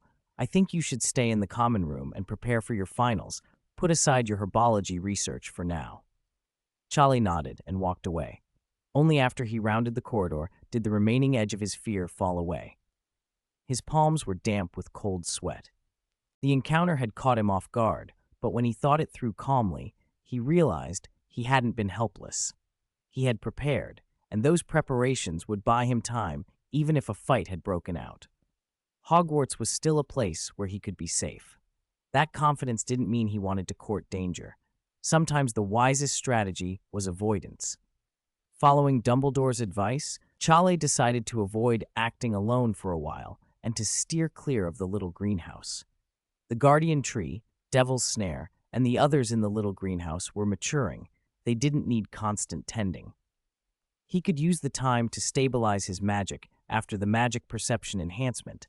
Many of his spells still felt unsettled, and get his newfound abilities back onto a firm foundation. He also planned to review literature and sketch a cultivation plan for the blue star flower seeds he had recently acquired. Stepping back from the greenhouse for a while would do more good than harm. Before leaving, he took advantage of Quirrell's temporary restraint to tidy the little greenhouse one last time. He gathered the important items, the Demeter silver cup, Haribo's notes, and shut the door. Then he shouldered his clanking box and made for the library. He borrowed a heavy stack of books and began the walk back to the Hufflepuff common room. Quirrell's return had already become known to the student body. The terrifying disappearances that had haunted the magical world were resolved, and the castle buzzed with joy. Hogwarts felt steadier now that Quirrell was back. Many students moved through the staircases like starstruck fans, hoping for a glimpse. Some even carried autograph books and photos clipped from the Daily Prophet. Harry and his friends were among the crowd. At an intersection of staircases, they passed Ciel, who floated on a different stairway. Ron noticed the heavy box Ciel carried and sneered. "Quirrell's back," he called out. "Some people must be terrified. All those shady things you've been doing, they'll be out soon. Better pack your bags." Hermione made a shushing motion at Ron, but he only grinned. Ciel didn't bother answering. He glanced at Ron and frowned. Beneath Ron's scent, he caught something faint and familiar. The faint tang of the five-legged beast. More precisely, the smell of the temple. Had Ron been contaminated when he broke into the little greenhouse that day? The thought flashed through Ciel's head, and then he let it go. Would Ron believe him if he warned him? Given Ron's temperament, he might laugh it off or accuse Ciel of scaring him. And besides, Ciel wasn't responsible for Ron's choices or safety. He wasn't the trio's babysitter. In truth, he preferred they stay well away from him. The stair split and carried Ciel to the Hufflepuff common room. The familiar, homey space unfolded before him, students lounging with tea and pastries rather than joining the crowd. The common room was smaller, calmer. They avoided the hubbub outside. When they saw Ciel enter and heard Dumbledore's advice echoed that he'd be staying in for a while, cheers broke out.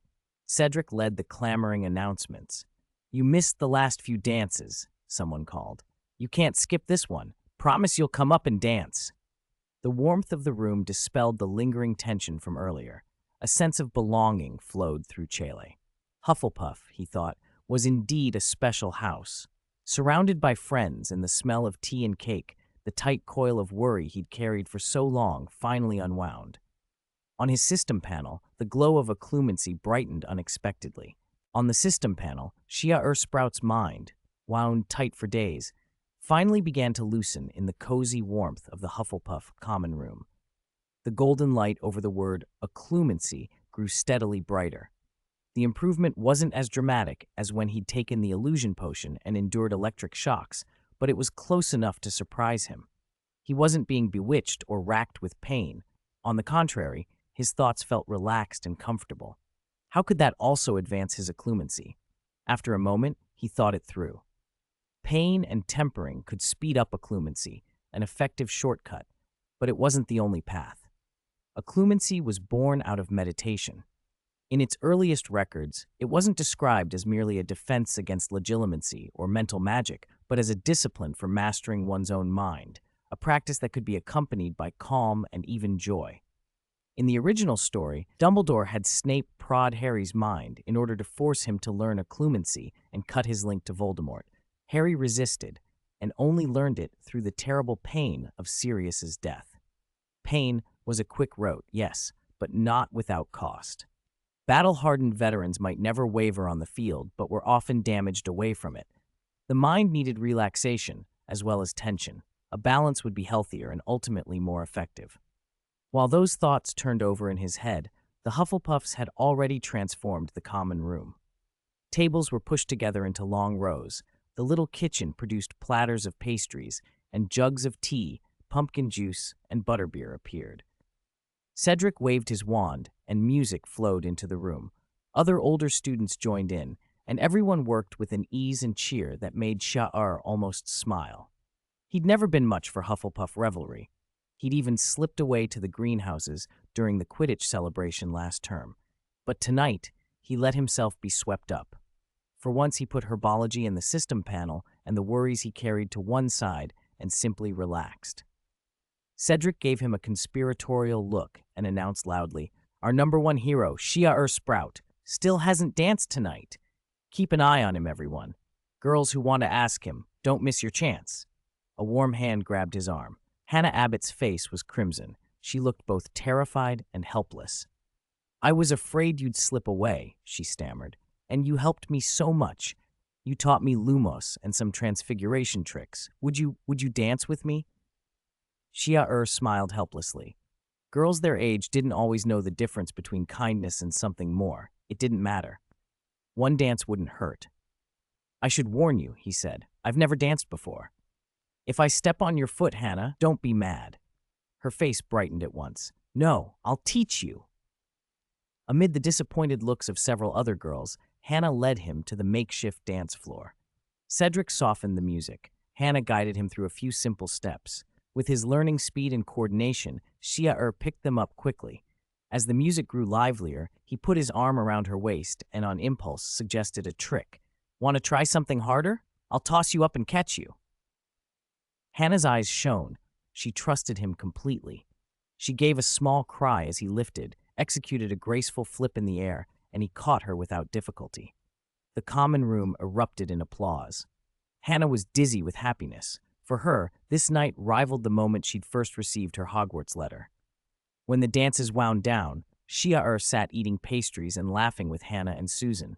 He ignored the system panel altogether. Still, the glow over occlumency kept growing. Fatigue from long, tense days pooled inside him, and little by little, his eyelids grew heavy. He must have dozed off in the comfortable armchair without even noticing.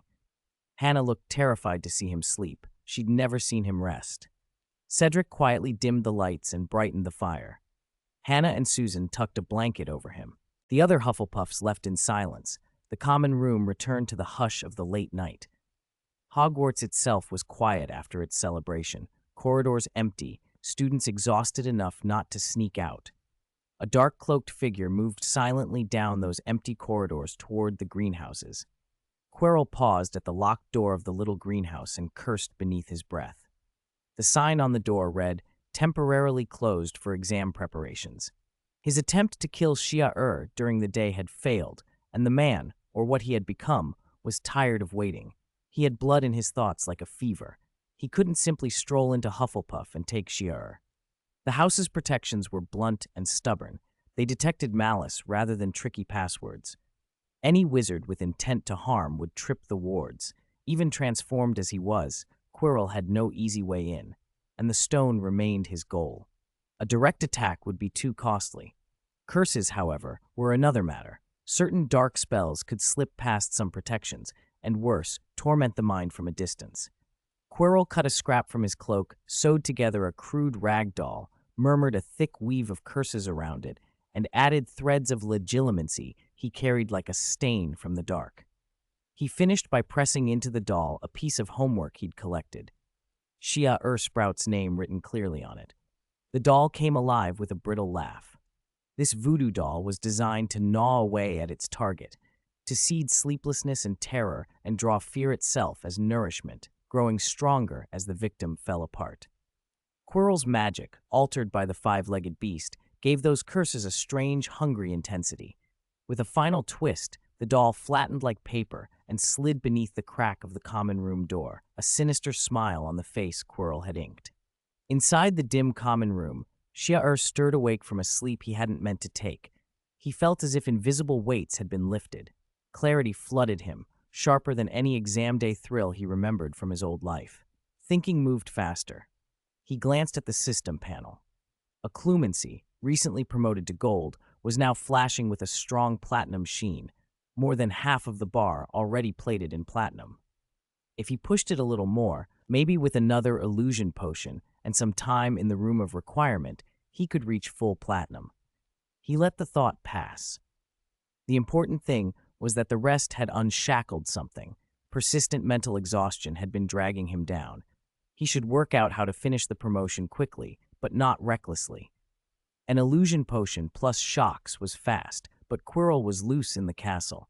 He'd become something other than human. Shia didn't want to tempt him. Then he heard giggling. It started distant and childlike and slid closer until its texture became wrong. Childish, yes, but edged with malice. Shia's eyes narrowed. From under the door, a thin scrap of paper had slipped, puffed up, and stood upright. A rag doll, crude and smelling faintly of curse threads, fixed him with a painted smile. his brows knit. With his growing mastery of curse studies, Ciel recognized the weave at once. A voodoo doll, he said to himself. This one was dense with curses, denser than some cursed trinkets he'd examined. It had been sent to find him. The doll's painted mouth opened in a high, hollow laugh. The curse magic and the legilimency trace poured at him like a probing cold, searching for fear. It tried to find a crack to widen, a panic to feed on. But instead of flinching, Shiar's eyes brightened. The trick had the effect Quirrell intended. It probed, but his occlumency held. What it couldn't break, it nonetheless stimulated. The platinum flecks on his panel crept brighter. Shiar stared at the little thing with an odd intensity. This little thing delivered itself to my door? He murmured, more interested than afraid. The doll's smile froze. It had expected terror, not curiosity or focus. Without fear to siphon, it could not feed and grow. Its crude voice whined in panic, the magical threads woven into its rags starting to twitch with confusion. Why isn't he afraid? If he were afraid, I could draw his dread and feed on it. The thought looped through the doll like static. What do I do if he isn't afraid? Chapter 220, Exploitation, System, Reconstruction. A moment later, the voodoo doll shook its head. How could Shire not be afraid of it? After all, this was a first-year little wizard, the most timid one at that. Shouldn't he have burst into tears at the sight of such a grotesque thing and its cold, malicious laughter? Yet there was no reaction. A thought flickered through the doll's threadbare mind. He must be stunned. He must be stunned. That made sense. He's timid and dull. Yes, that must be it. Relief eased the doll's small panic. It looked at Shire again with renewed malice. The next second, it was on his desk, its crude face twisted into a wicked grin, nearly nose to nose with him. Still, there was no fear in Shire's eyes. Instead, his gaze grew more intent. The doll rubbed its stitched eyes. Perhaps it had misread him. Finally, Shire moved. The doll felt a brief, guilty thrill. Maybe he was retrieving a charm, an amulet to drive it off. But Shire pulled out a thick, heavy book and began to read. The peculiar symbiotic relationship and detailed cultivation of Lanxing flower and Dendrobium candidum. The doll's stitched mouth dropped open in humiliation. Facing a terrifying cursed object, Shire was not only unmoved, he was studying it. He had no respect at all. Anger made the doll's thread unravel, making it even more grotesque. It swore vengeance. It would make Shire cry out in despair. It pulled out every trick, cold, hollow laughter by Shire's ear, seeming to vanish, then snapping back into sight with a head cock and clicking, suddenly covering Shire's eyes while he read and whispering a piercing laugh. Let's play. All of it came with curse magic and legilimency. If Shire showed the slightest mental crack, the doll would shove him into terrifying hallucinations. But from beginning to end, whether curse magic or legilimency, when they reached Shire, they were like a drop in the ocean. They elicited nothing. Not even the rhythm of page-turning faltered. The doll stared in disbelief. This first year, what on earth was going on? Shire kept reading. The book repeated one thing over and over. Lanxing flower and Dendrobium candidum share an unusually rare symbiotic relationship. The Lanxing flower draws magical vitality from Dendrobium candidum to bloom, while the Dendrobium candidum draws specific magic from the Lanxing flower, accelerating its maturation and seed dispersal. Ideally, their magic stays in a delicate, dynamic balance. That balance had long been broken, and both plants had declined steadily. The exact cause remained debated, but the consequence was clear. Artificially cultivating Lanxing flower was getting harder by the year. Nature's exquisite balancing act shifted constantly. Reproducing it under artificial intervention was extremely difficult. Even a herbology master would struggle. Shire frowned. The Lanxing flower's reward was too special to abandon, but he had only one active Lanxing flower seed. Only one chance. How to complete a task that stumped herbology masters? He had no idea yet. He would have to read the literature slowly and devise a viable approach first. For now, something else was more important. Shire glanced at the system panel. While the voodoo doll had been throwing curse and legilimency magic at him, his occlumency progress had climbed steadily. But now, the growth rate had visibly slowed. He looked back at the voodoo doll with displeasure. The doll was already exhausted and collapsed on the table. "Who told you to stop?" Shire said, irritation sharpening his tone. "Did I agree for you to stop? Continue. Increase the intensity. The panting doll froze, then flushes of anger colored its face. Ignoring it earlier had been one thing. Now Shire was actively ordering it to intensify the curse. The doll gritted its teeth and stared at him. The curse surged again, but the doll soon slumped once more. It was clearly spent. Shire's frown deepened. "Is this your limit?" he asked. "Is this all you can do in a day? I suppose I'll have to supervise." He waved his wand. Serpensordia.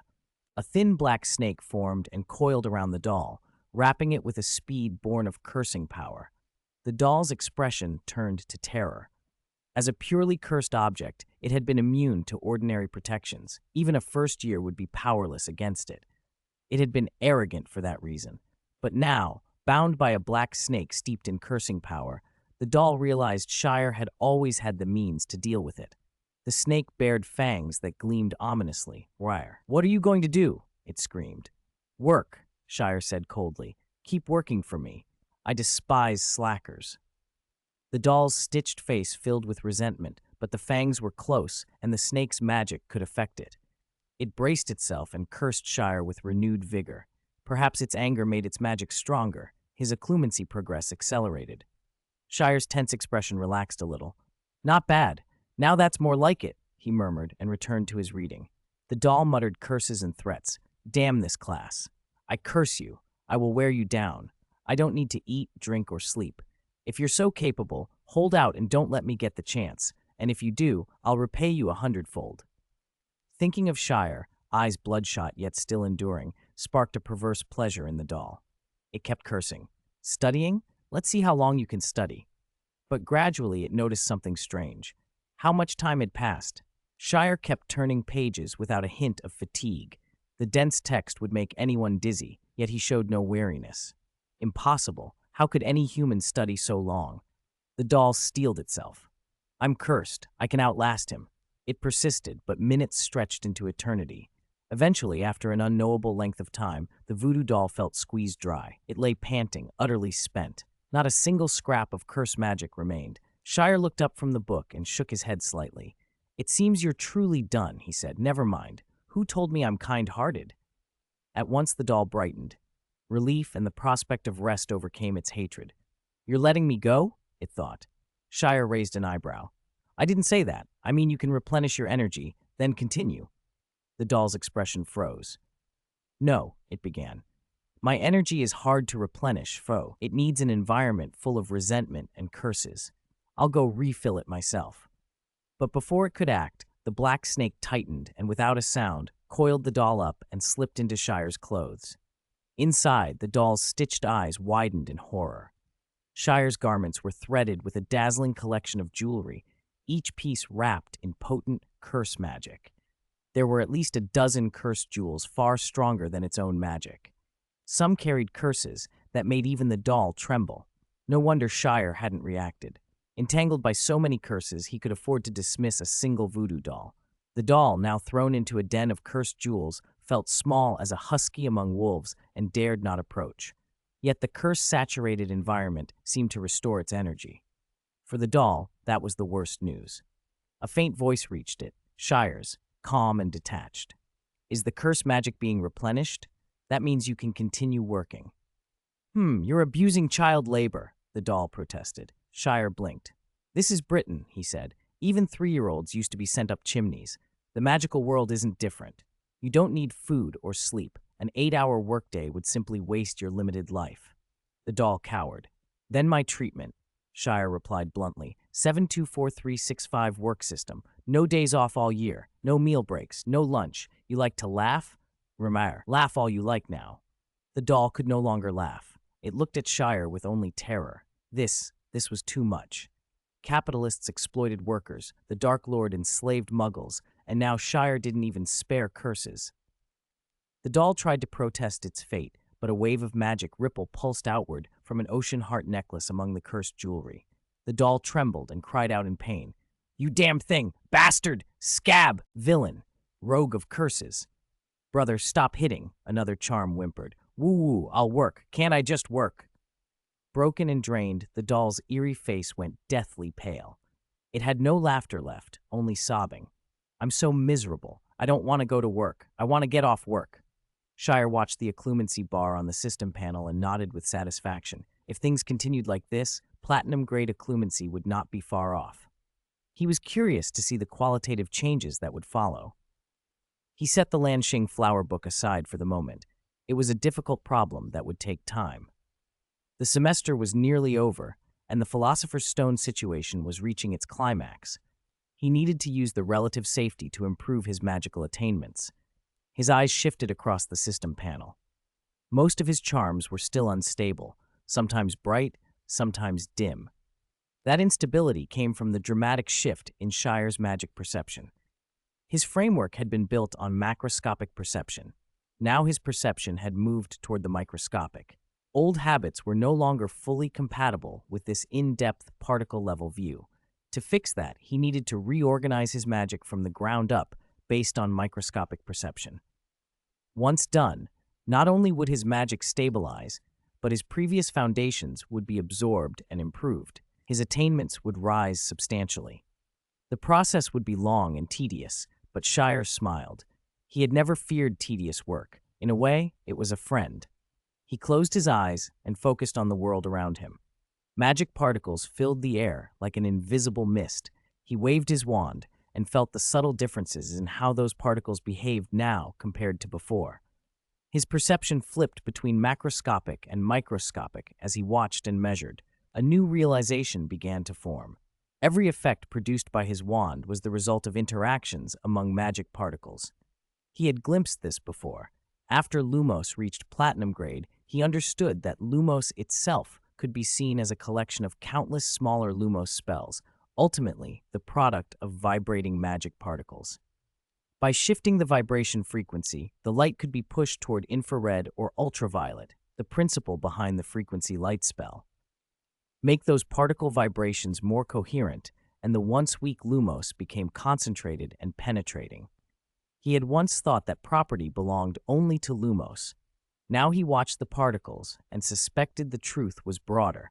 Perhaps all magic could be understood as the combined action of countless identical magic particles, with different interactions producing different charms.